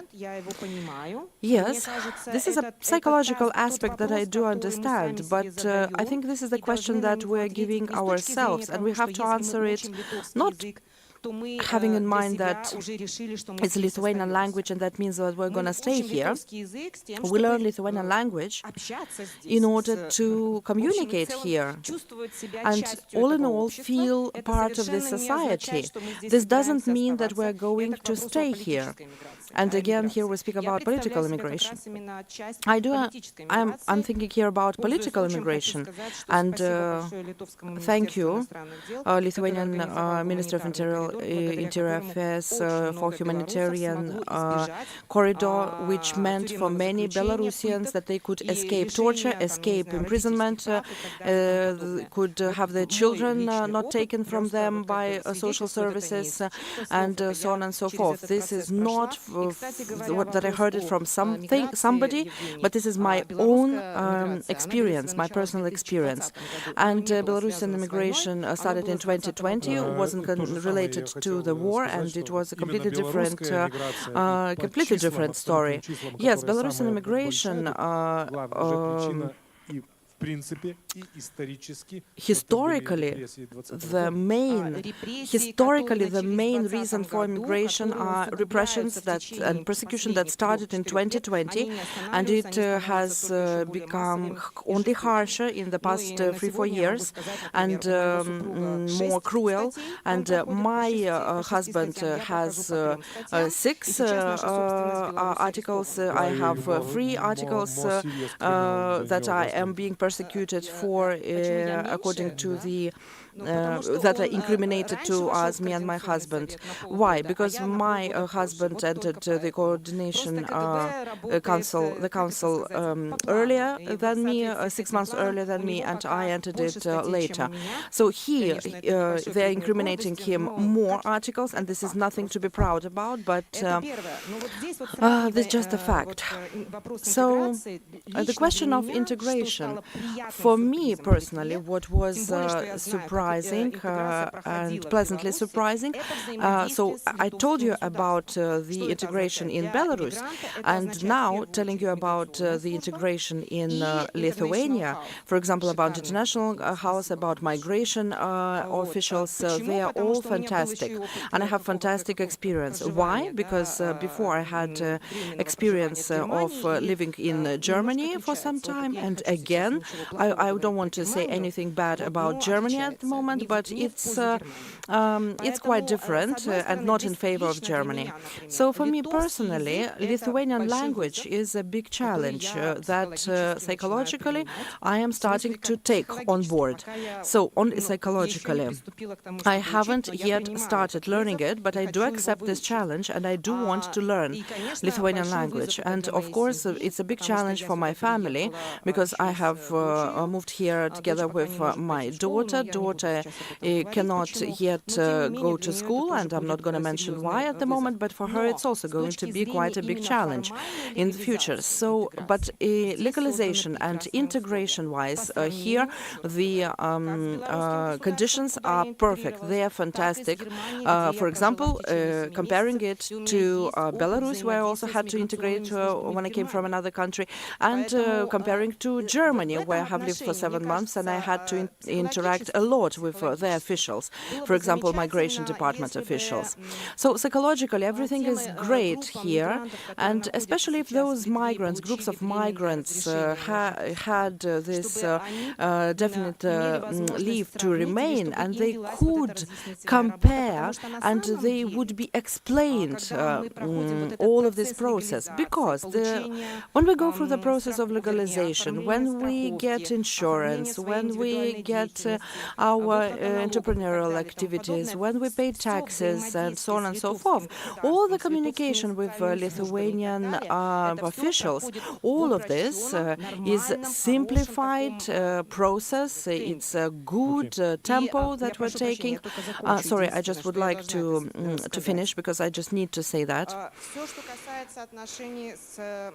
About Belarusians and Lithuanians and their communication, I think you all know that this problem about securitization and the thing that Belarusian national minority state, because some of them have definite leave to remain, indefinite leave to remain in Lithuania. Some of them are already citizens of Lithuania. And according to this status, statuses are different.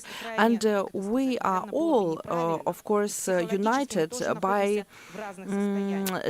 we're united sort of, but at the same point we are different psychological states. Some have fled because, for political reasons. Others are labor migrants, and this is a completely different story.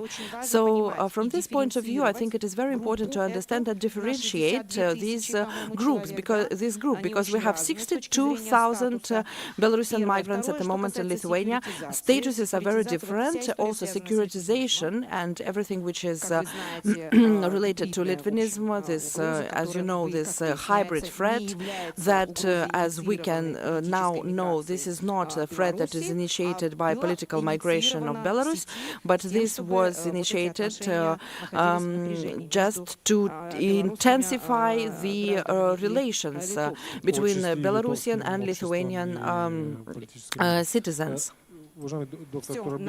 Thank you. Yes, thank you. This is all that I wanted to say. Thank you so much for sharing your experience and insights.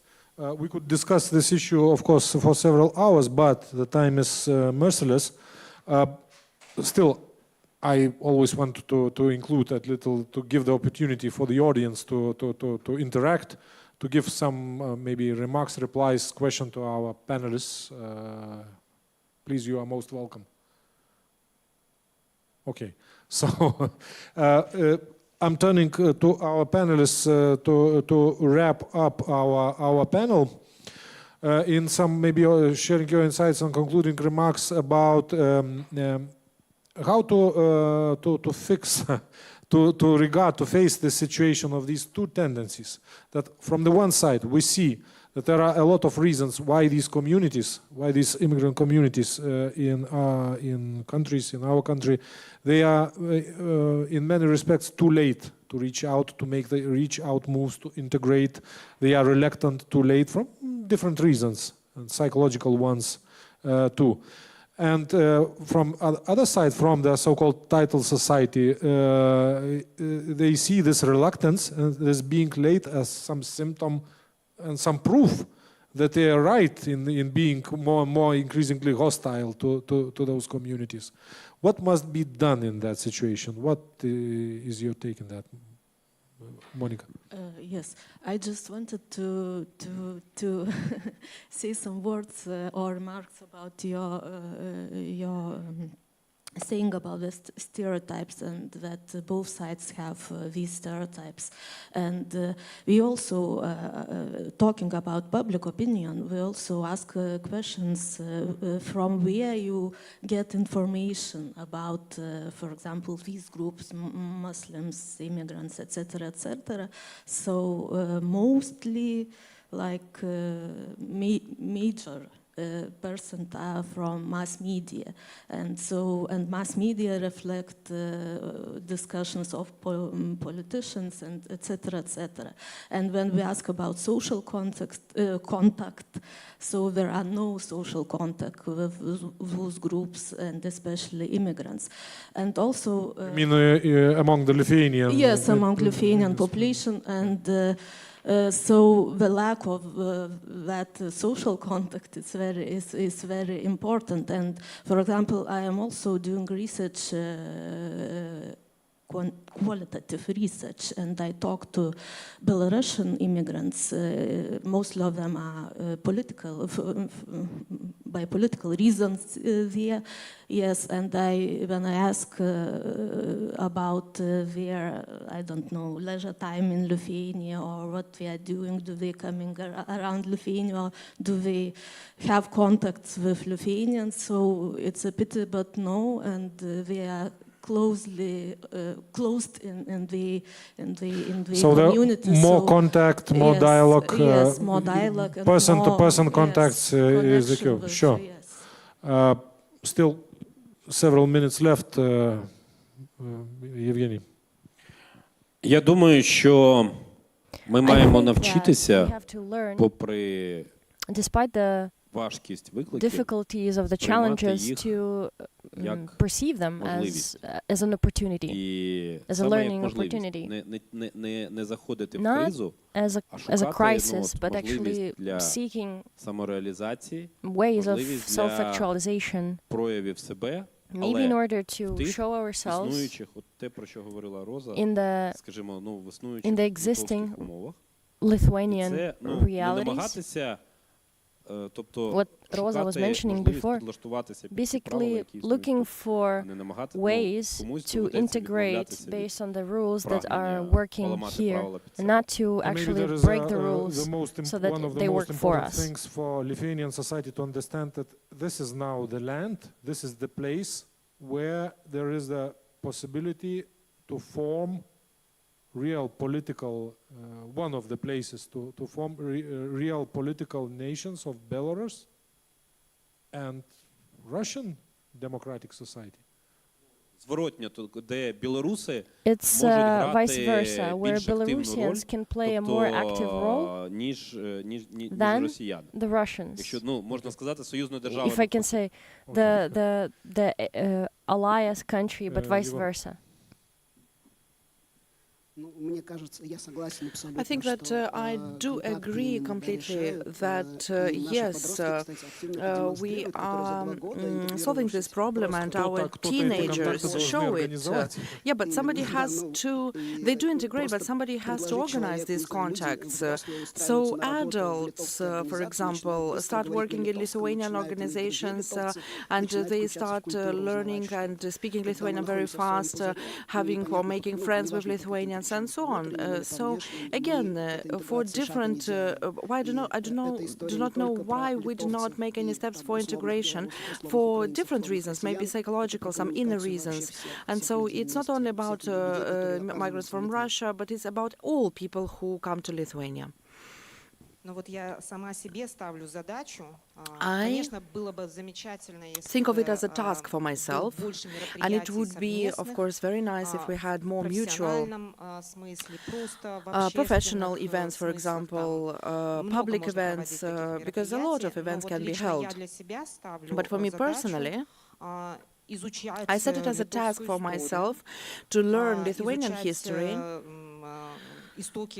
to learn the origins of a modern Lithuanian state, because notwithstanding the fact that I am a historian myself and a politologist and a specialist on international relations, I have to admit I do not know much about Lithuania and I would like to know much more in order to understand the context, because it's very, very important when you start learning the history of the country where you are, the history of this nation, you start understanding. You come to a deeper understanding and you start to understand the processes, why everything is the way it is, and you start understanding the mentality. I have the same experience with Belarus, because I was an adult when I migrated to Belarus and I learned Belarusian language not in the class, not at school, but through literature. I was also learning Belarusian history. So I'm setting it as a task for myself. It's not maybe integration in itself, because of course I want to go back to Belarus,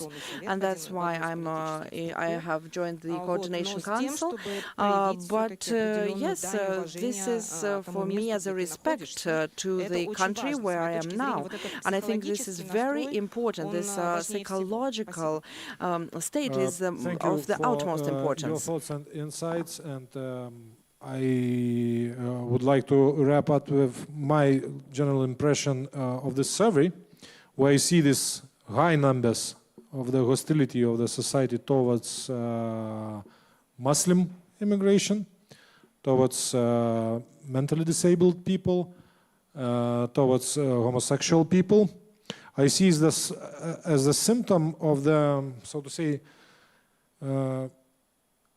how big is the hostile, xenophobic, racist, and other phobic sentiments and instincts in the society. So I may be wrong. So I see that it is only the how the relatively low numbers of intolerance are towards Belarusians and Ukrainians, because they are seen more like belonging to us, to the title society, than other groups. But maybe if there is nothing done, there is no coherent, clear policy and contacts and dialogues, it's only the matter of time when these groups of people, these will be approaching in the numbers of the hostility towards them, the main, so to say, champions. So on that note, I thank you all, and I'm glad to announce a coffee break.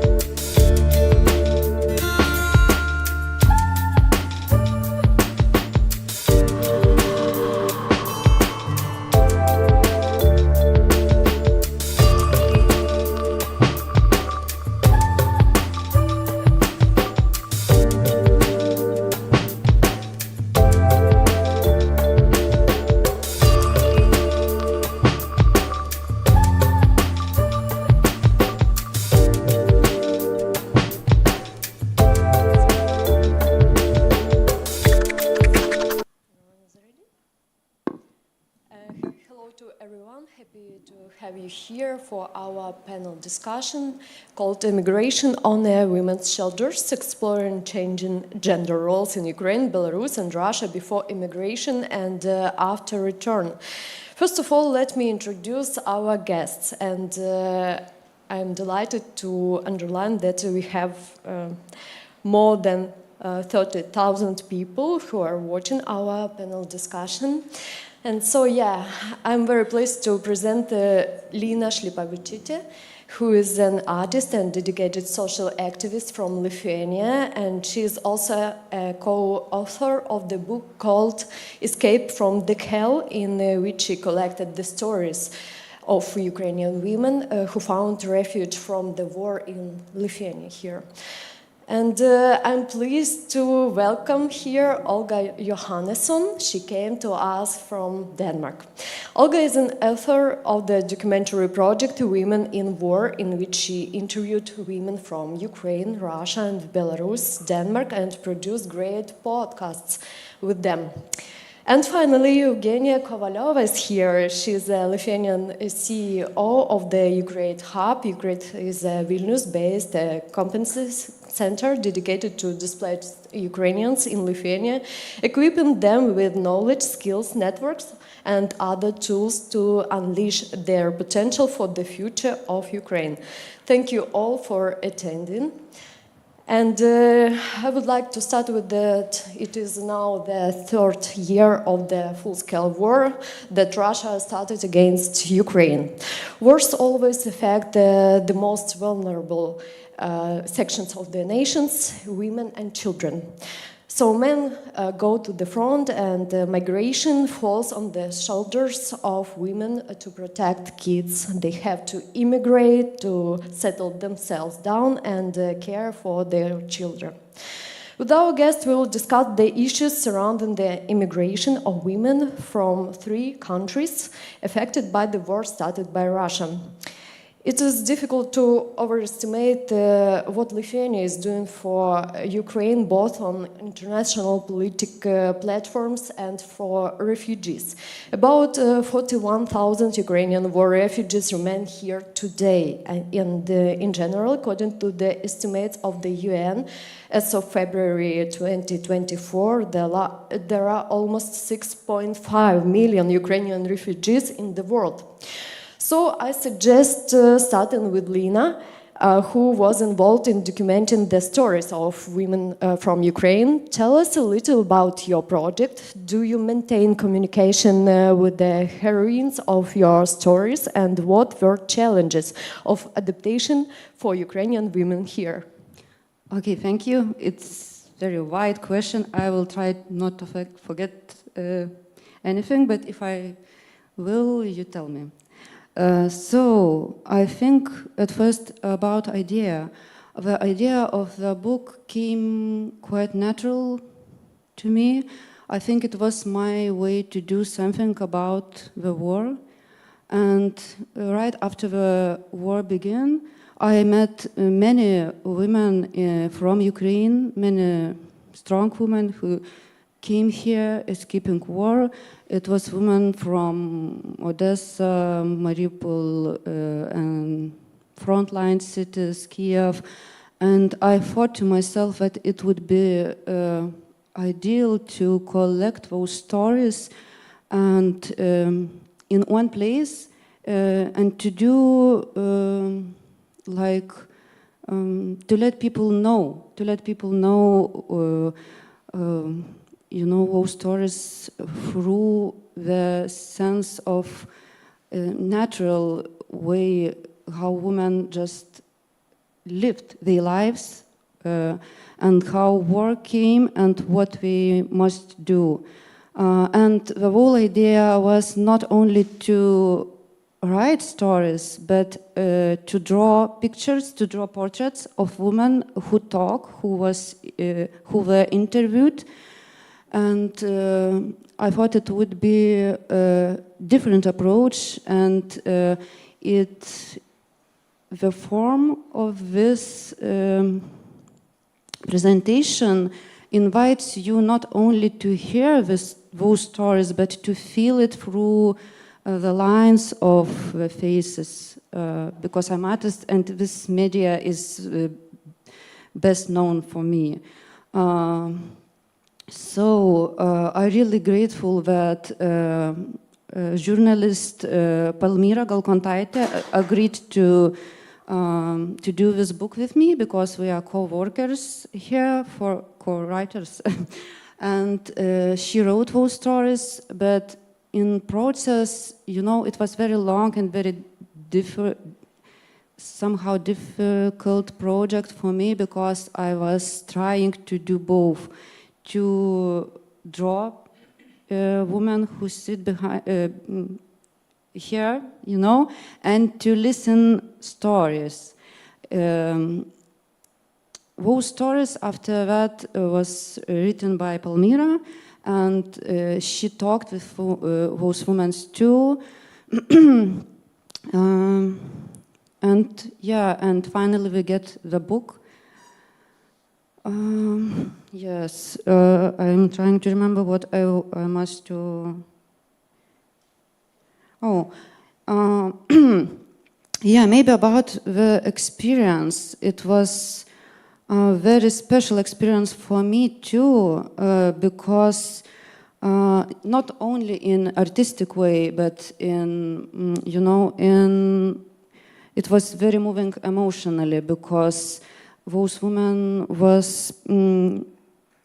came here with this horrible experience, who they just escaped from war, and they agreed to, you know, they agreed to go over it all again, just because we wanted the world to hear them.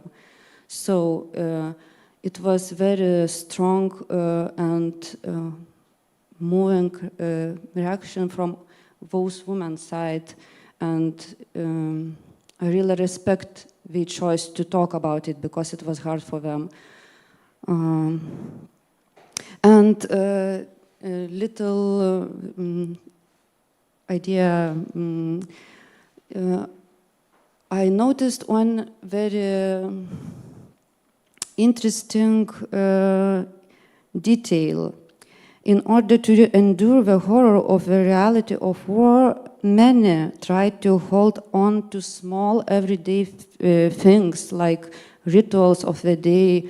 For example, one of women just cooked, every day she cooked meals and eat them with neighbors, you know, like all together. Another said that 5 minutes in the day, then she was doing rituals of to her face, like cleaning face and bringing, you know, cream to it. It was 5 minutes. Then she could feel, you know, herself. So it's very interesting detail. I think those things helped somehow, and when they came here to Lithuania, because it was really hard for them to live here, to be here, not only because they left so many in Ukraine, their homes, their jobs, their beloved people. Some of them knew that the husbands, sons, or brothers are in war, so they was worried about them every day.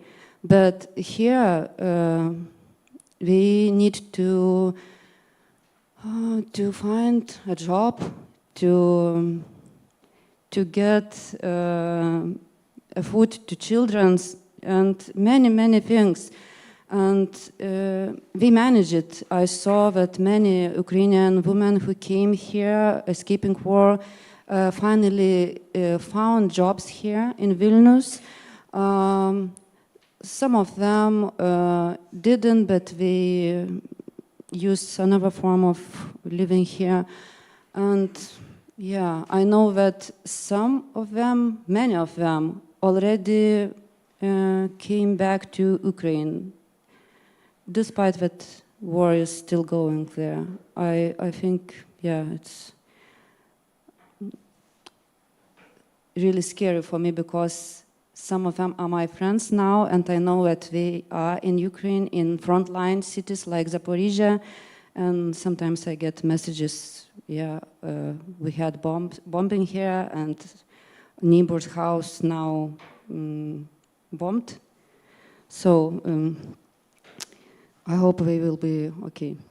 Yeah, this is a really difficult question, and we are going ahead. Olga, what stories within your project, Women at War, would you share with us to convey the difficulties that Ukrainian women faced and how they were overcome? And tell us, please, about your project a bit. I think I should start by saying I've been at this conference the whole day and I've been listening very interesting reports, but I think I should start by saying that here I represent, I think, a little bit different society. I am Russian, born as a Russian, but I live in the Nordics for the last 15 years, first in Iceland and then in Denmark for the last 9 years. And my project was done on the territory of the Nordics. And this is the area which has some peculiarities as compared with the Baltics, for example. And I think we should start by mentioning that it is a different society. First and foremost, in this society, in the Nordics, there is not much history, much common history as the Baltic shares, for example, with the countries of Belarus, of Ukraine and Russia. Most of the people, they hardly heard that, you know, Belarus is a country, let alone a separate country. So when the war started, for most of the people, there was something happened over there. And for me, when the shock of the war came, and I think like for all of us, we started to think like how to make sense of this, what really happened, where we are in this situation, what is going on. And the same, I think, was to a larger extent to the people of the Nordics as well. What really happened? What are those countries? What are those people? So people were just trying, as compared to the Baltics, which already shared this history, quite tight history of the relationship between these countries. For the people of the Nordics, that was quite a shock. And some sort of informational vacuum.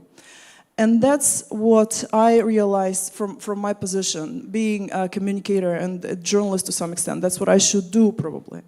And I started on my own to interview women from Belarus, Russia, and Ukraine who were living in the Nordics, because at that time Russia was closing. As a Russian, I can go to Ukraine, I can go to Belarus. So. And then at some point of time, several months into the war, the Nordic Council of Ministers announced the tender, which was surprisingly mirroring the activity which I already started doing. So when I applied to this project and got the support of the Nordic Council of Ministers, we started this project, which on a bigger scale calls people to people, because the main idea of this project was to interview people, to let them tell their stories. Below the headlines, clickable headlines, below the political slogans, below the news, just to let people tell the stories, simply because we are humans and we relate to nothing better than the personal story told by another human to us. In this respect, we can understand not only other societies better, but we also can understand the humans better, the stories better, the war better.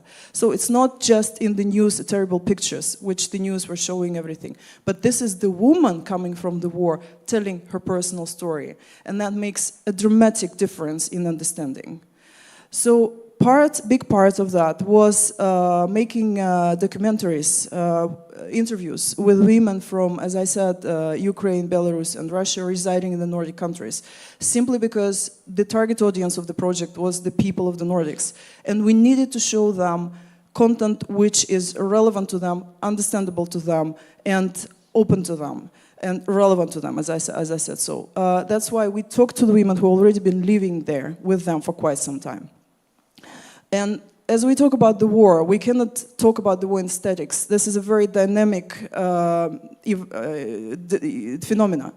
As we talk right now, things may be happening. We have to adjust, especially if we talk about the projects which relates to humans and to talking to people.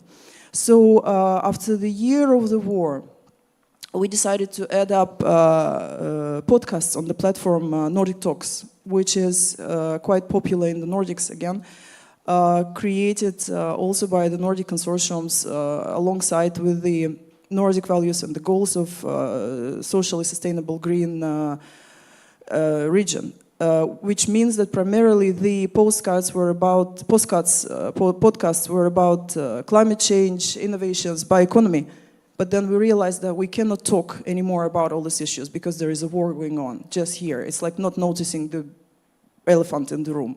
So we made the Ukraine special podcast of 3 podcasts where we asked to join me and Danish journalist Andreas Floystrom in the room, one Ukrainian woman and one Russian woman. And we talked about what is going on right now.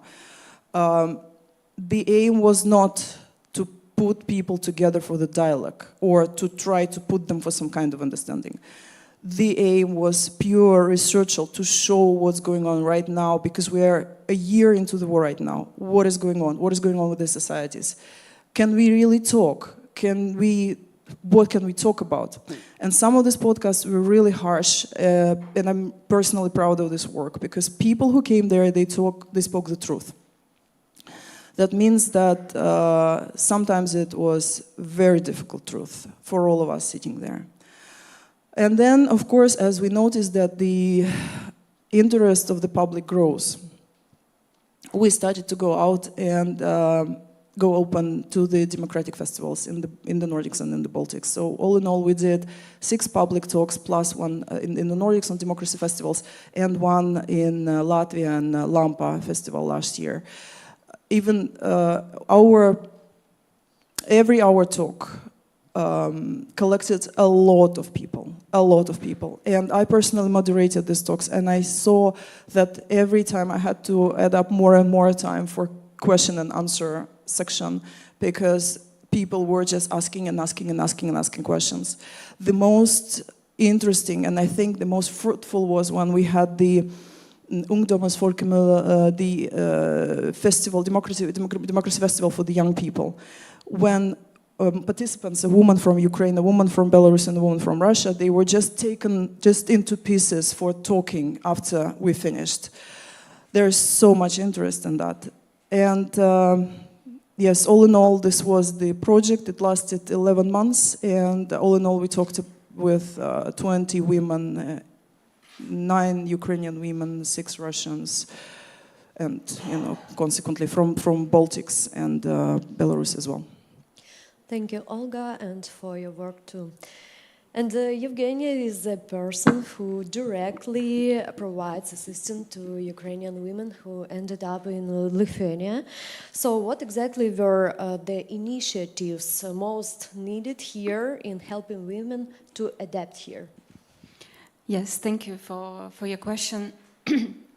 I just want to remind everyone what UCreate Hub is. We are not a humanitarian assistance organization. We are an initiative that was created on the platform of Open Lithuania Foundation. And those of you who know Open Lithuania Foundation or Open Societies Foundation across the world, we work with themes of democracy, human rights, rule of law, promotion of democratic conversations, and so on. So we're also part of the democracy festivals in the Baltics. So when we started creating UCreate Hub, we realized that while the very basic needs of Ukrainians arriving in Lithuania, they are covered by many other organizations like Caritas, Red Cross. There were some civic initiatives like Stiprus Kartu, who were providing the necessary food, the accommodation, the first and the most immediate help. But when we looked at what's after, so when you have created your security, you satisfied your basic needs, you perhaps found a job, you've integrated your kids into the school, what's then? Is there something else for self-actualization, for connecting, networking? And there wasn't really much. And then we created UCreate Hub with the idea that active Ukrainians, those who are seeking for this self-actualization, they can come and find a platform here. So right now we are a group of group. A group is a small word. We're a community of almost 325 Ukrainians, mostly women, and that reflects the trend of migration. And what we do is several things. So first of all, there's a lot of networking. And we realized, and it comes back again and again, and just yesterday we had an event with over 30 Ukrainian creative professionals, that they want a face-to-face engagement. And it's so fruitful. We had to kick them out of our premises because they were just missing this professional engagement, not a conversation over at the schoolyard, but something where they can connect and talk about their professional needs. For this purpose, we created several professionally oriented clusters. So we have a cluster for creative professionals, we have a cluster for mental health specialists, Ukrainian mental health specialists. We have a cluster for academic youth and academics, so PhD students, doctors, professors. And we have women entrepreneurs in our hub.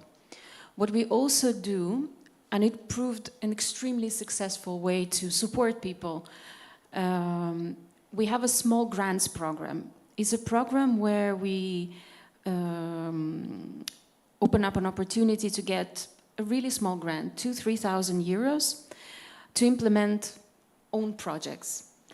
And the range of these projects is huge. Some projects are, like Lina's, is interviewing women, their experience during the war, their experience of integration, and presenting it either in the form of exhibition, theater, or otherwise. There are also projects such as self-help groups.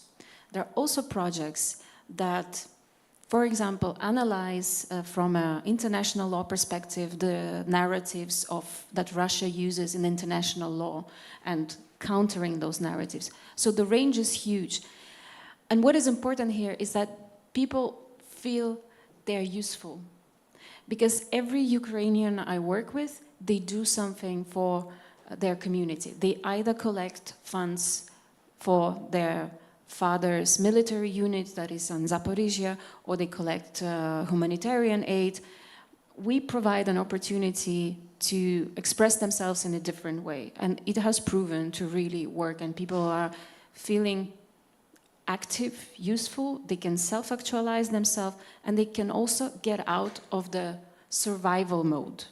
They can go out of this mode and do something productive. And I think that's extremely important, because you can be in that sense that you can't do anything. You're frozen, and one of the ways to combat that is to do something. My further question is to everyone. If you are talking about the change in gender roles that women face, and in what areas do you observe such changes in gender roles? Who would like to share your thoughts? I think we really can feel that those women who came here from Ukraine, for example, they must be women and men in the way, because we must do everything to do everything for the and life and the children's life. So I don't know is this good answer, but this idea came to my mind. And literally sometimes we really feel like men. I had conversations with some of them, you know, not officially, but just by the coffee. And yeah, some of them said to me that it's feeling that sometimes she's a woman and sometimes just a man who must work and to do everything what in the past she even didn't know how to do. Yeah, actually they have to do everything. Yeah, exactly everything. Yeah. once again, I think I have to start saying here that I represent sort of Nordic perspective, which means that gender roles per se is not that, you know, how to say it, very well defined in the Nordics, because we do fight for equality, so we have to share the same burden, the same rights, the same duties, the same obligations. But of course, for women coming from another culture, of course, it is different. And of course, it entails changes and difficulties. And basically, a woman comes to the other side of the war and becomes a warrior itself for her own life, for the life of her children, for the life of her elderly, which is actually overlooked because when we talked about the war, we usually imagine the battlefield, right? So, but this is the war of a woman who is in her own battlefield. Then, of course, having said that, in my project, I haven't had that much contact with the refugees per se, but I would like to mention here the words of one of the participants, strong participants. I'm very grateful for that. Lesia Ignatiuk Eriksson, who is the chairwoman of the Association of Ukrainians in Denmark. And she was in the second podcast, and she said when the full invasion, Russian invasion in Ukraine started, she got 100 calls within the first hour, and then she realized, she says, my life, I'm talking about the woman who is integrated, assimilated. She lives in Denmark, she has Danish husband, she has Danish work. And she says, I realized that my life is never going to be the same again. My children were always the first thing for me, the most important thing. But then I turned to my husband and I said, now you are a mother and the father to my children. So let's say even the women who are already integrated in the society, who are not refugees, they went to war, to their personal war. And that's the influence, so to say, of the gender role that entails that. And Eugenia, the floor is yours, please. Yeah, so I do work every day with the Ukrainian community. I don't want to generalize because I don't have like sociological, anthropological data, but I do see the same trend is that women who were housewives suddenly have to take over family business and run it in a new country, and it's a huge challenge, and there has to be like an internal transformation. But this is not to say that there are no Ukrainian women that I've encountered who already represent that Nordic gender concept, somebody who is the head of a factory already. So it really depends, it's very individual, but I do see that. And I think one important thing to understand is that what we see, and we see that also through some small researches that we made or questionnaires, is that while there's a loss of professional identity, so it's an additional trauma for many women. Somebody who was head of a shopping mall in Ukraine find themselves here, and because, let's say, of lack of language, she cannot work in the same position. She has to go and work in a shopping mall as a cashier. And that affects so much her perception, also gender-wise. It causes depression. Yeah. A lot of people. So that's another dimension that can be explored in every individual case. So that's one side. Another side that I also notice when working with Ukrainian women, I had a couple of conversations where they were telling how empowered they feel by examples of Lithuanian women, because they didn't think they can be a mother and do a career and just do things differently than they are used to. But again, I just wanted to kind of highlight, there are so many individual stories. There is not one trend, but there's definitely a certain shift in gender roles, and different aspects affect that. The increased financial burden, for example, the change of professional identity, the separation from husband or extended family, all those factors affect how women perceive themselves and perceive their gender. Yeah, I would say it must be a huge discussion just on this topic, because it's really so that female and male roles are gender roles. I mean, they are blurred right now, as Olga pointed out this, and yeah, it's very difficult to be so precise on this topic. And if I can add, we have to think ahead. What will happen after the war?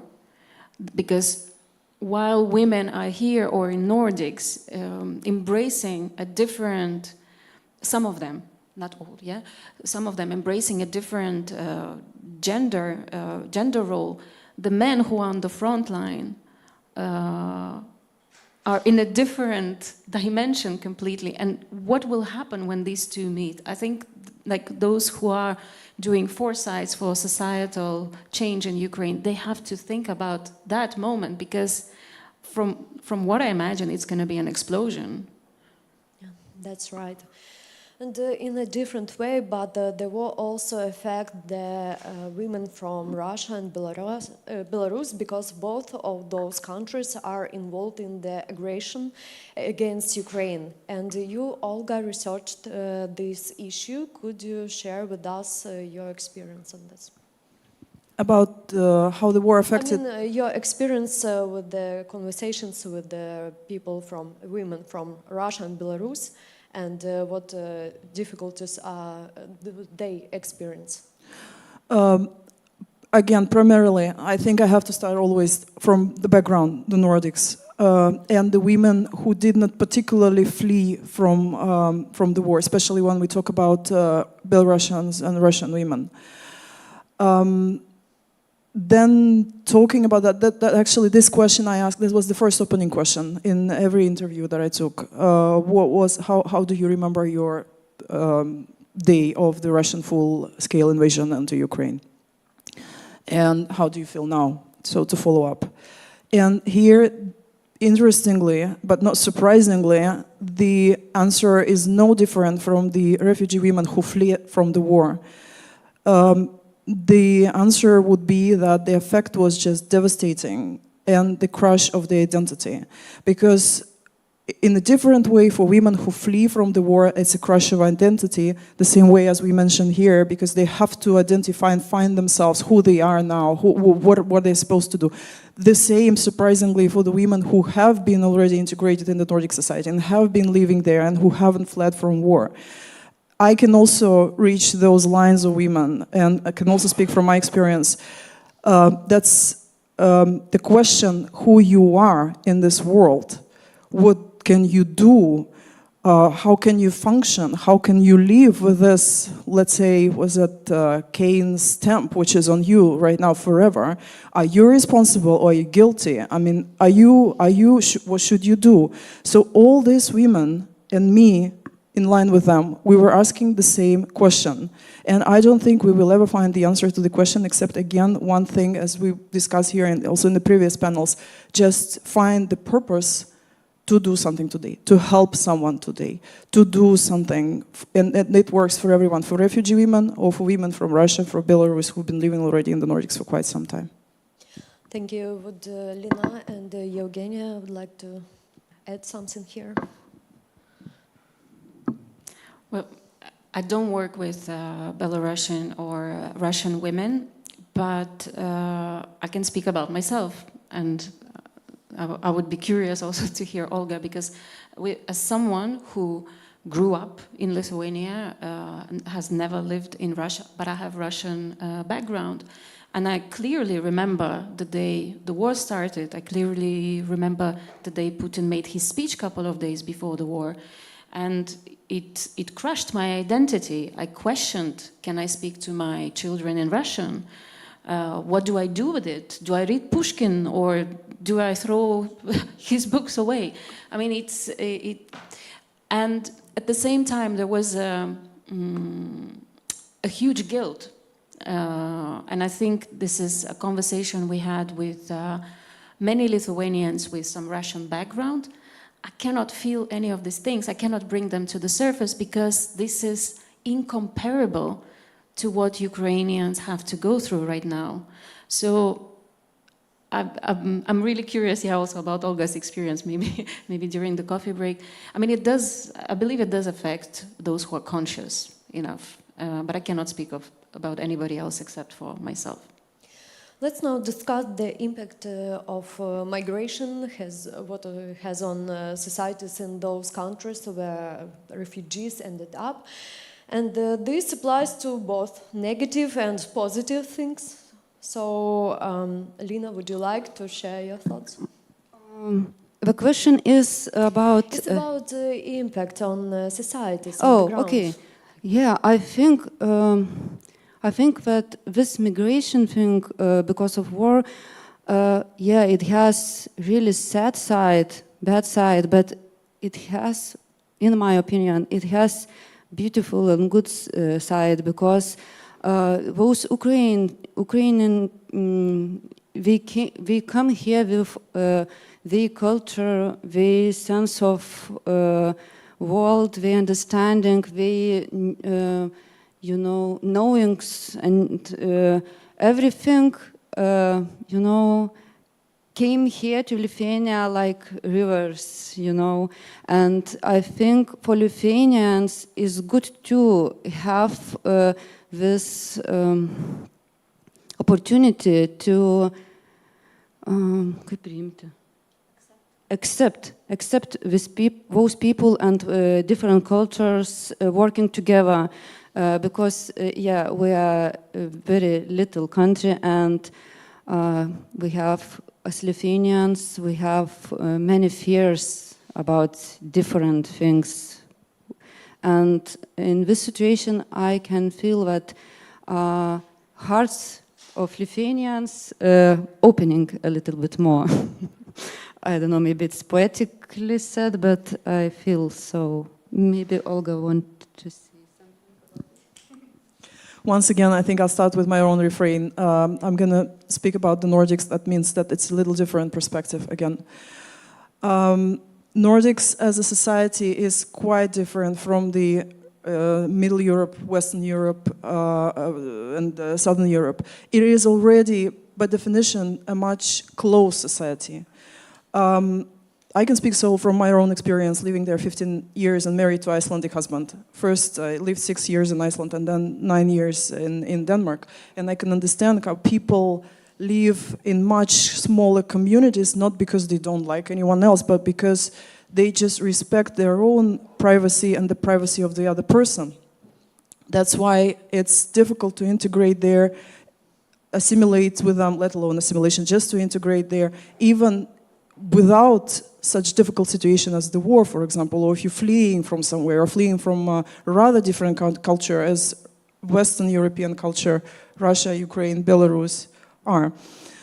And for the Nordics, I think there was, again, this is my observation, that's not statistics, but my pure observation, that it was a bit difficult to adjust to the fact that so many Ukrainians are coming basically within a day, within months, first month, second month, third month. There are more and more and more coming.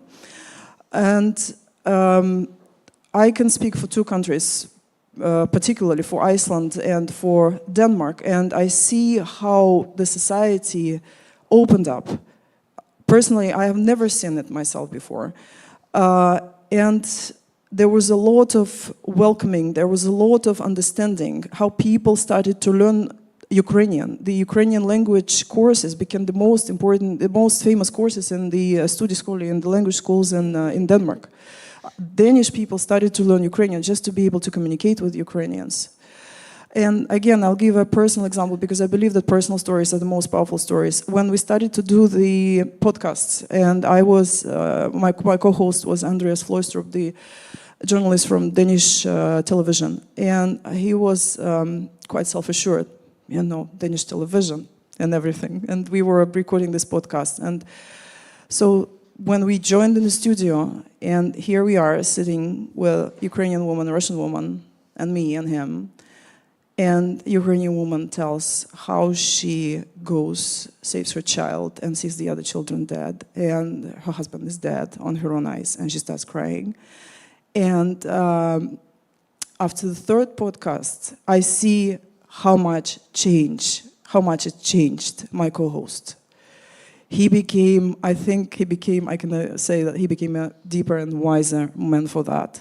Because for several hours, he's been sitting in a room, listening to the powerful stories. And that's also in a smaller, very refined way, the result of what our project had on a larger people. When people hear personal stories, they can never get away from that anymore. That becomes a part of their life, and they understand better. I would like to talk about another sensitive topic, extremely sensitive, which is also the idea of our project, the attempt to build a dialogue between Ukrainians and on the one hand, and Russians and Belarusians on the other one. Ukrainians must say this is not inappropriate right now, and I know that Evgenia has something to say about it. Go ahead, please. Yeah, because we talked with Angela before the session about the title, and I also have to share that when we shared the invitation to listen to this conference with our Ukraine community, which are Ukrainians, there were questions raised. Why, again, somebody put together Ukrainians, Russians, and Belarusians? And I completely understand the question, the validity of the question. It's so sensitive. You know, when a member of Ukraine community starts crying just by mentioning her hometown name, and then if there is somebody talking about let's create a dialogue, it's just too far. It's not the right time. And I think it's so important to understand that nobody else but Ukrainians themselves should decide when they are ready for the dialogue, for that conversation. And I know some of the community members, they work with Belarusians, and it's okay, it's a personal choice.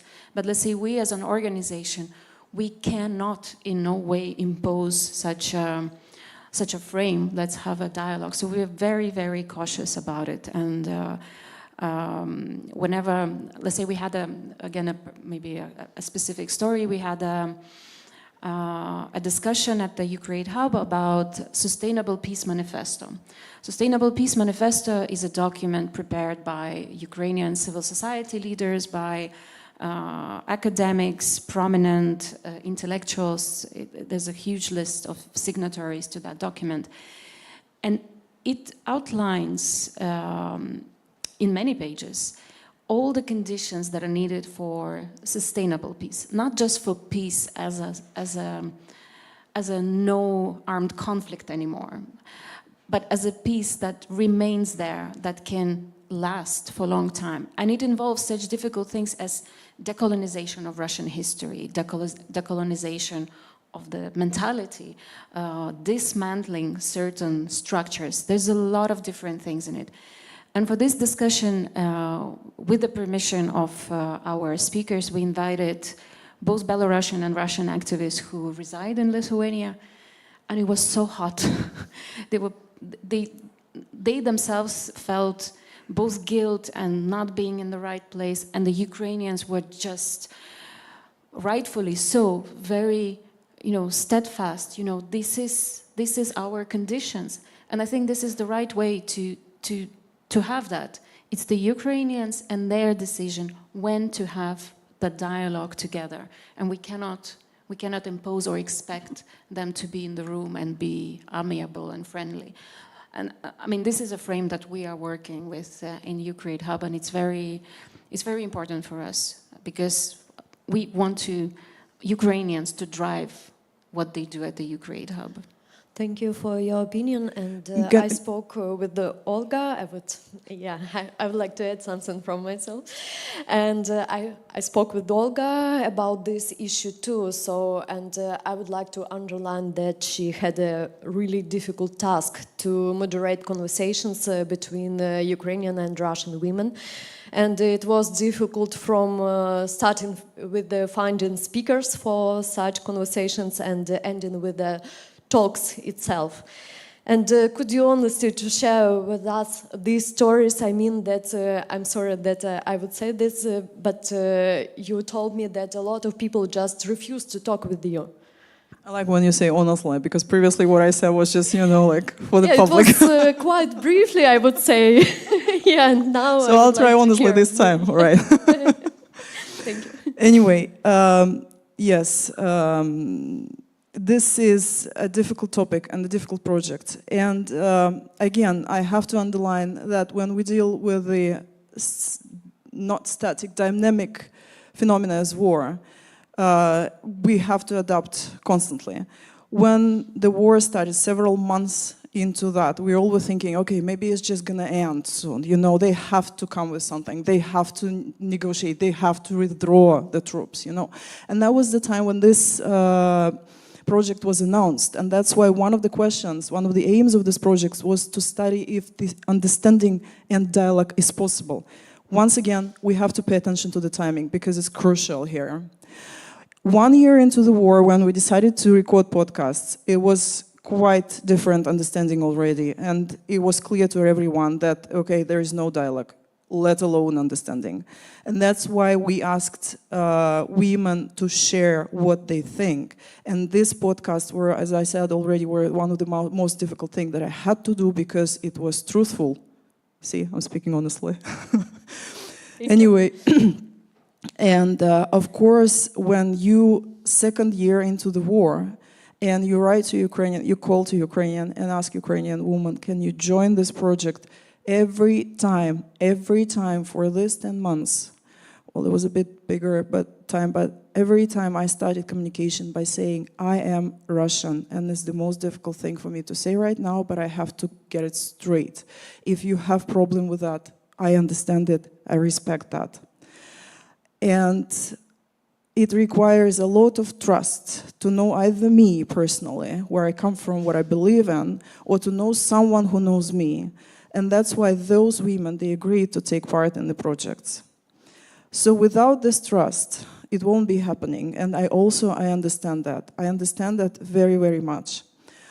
I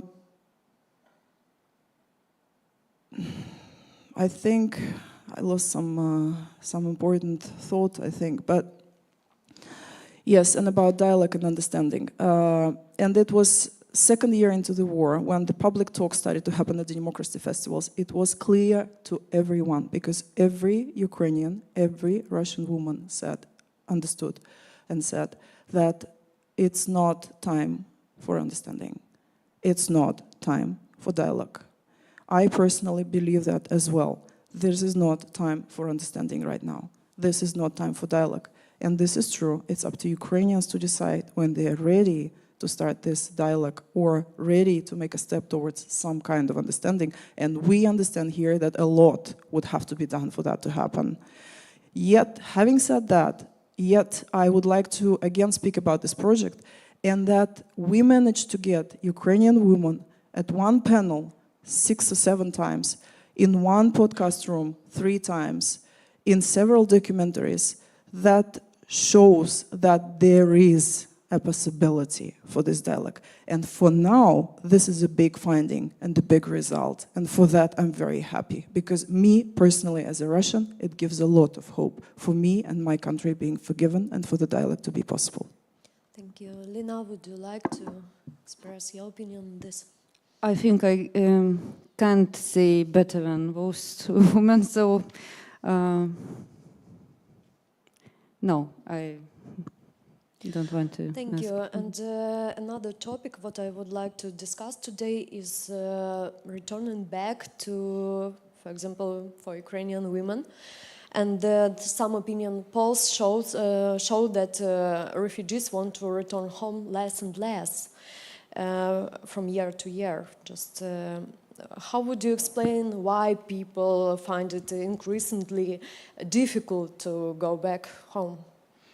I mean, not only like, of course, war is ongoing. It's dangerous for just for lives, for health, but something in addition. Yeah, there are different numbers, different studies, and they change. They change with the changes in the front line, actually. We see that so clearly among our community. There's somebody who has packed their bags and said, we're going to leave in February, and in February something happens and they have to unpack and stay.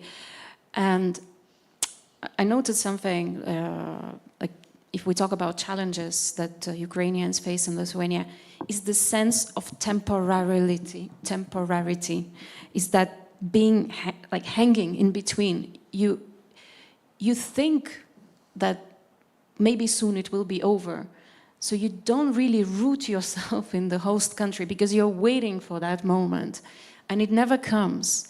So how long can you wait until you decide, okay, I stay here?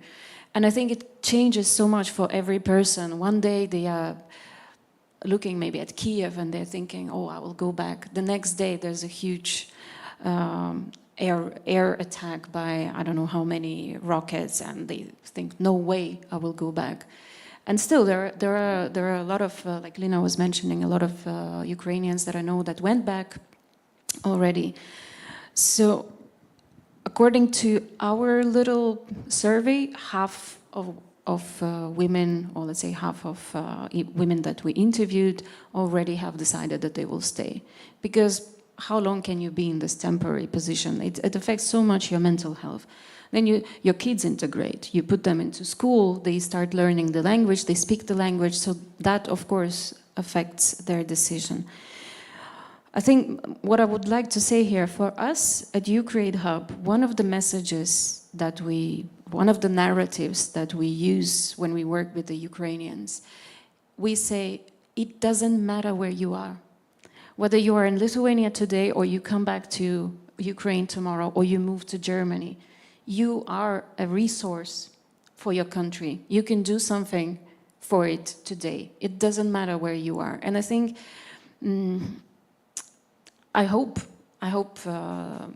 I know Ukrainian government is preoccupied with completely different things right now, and rightly so.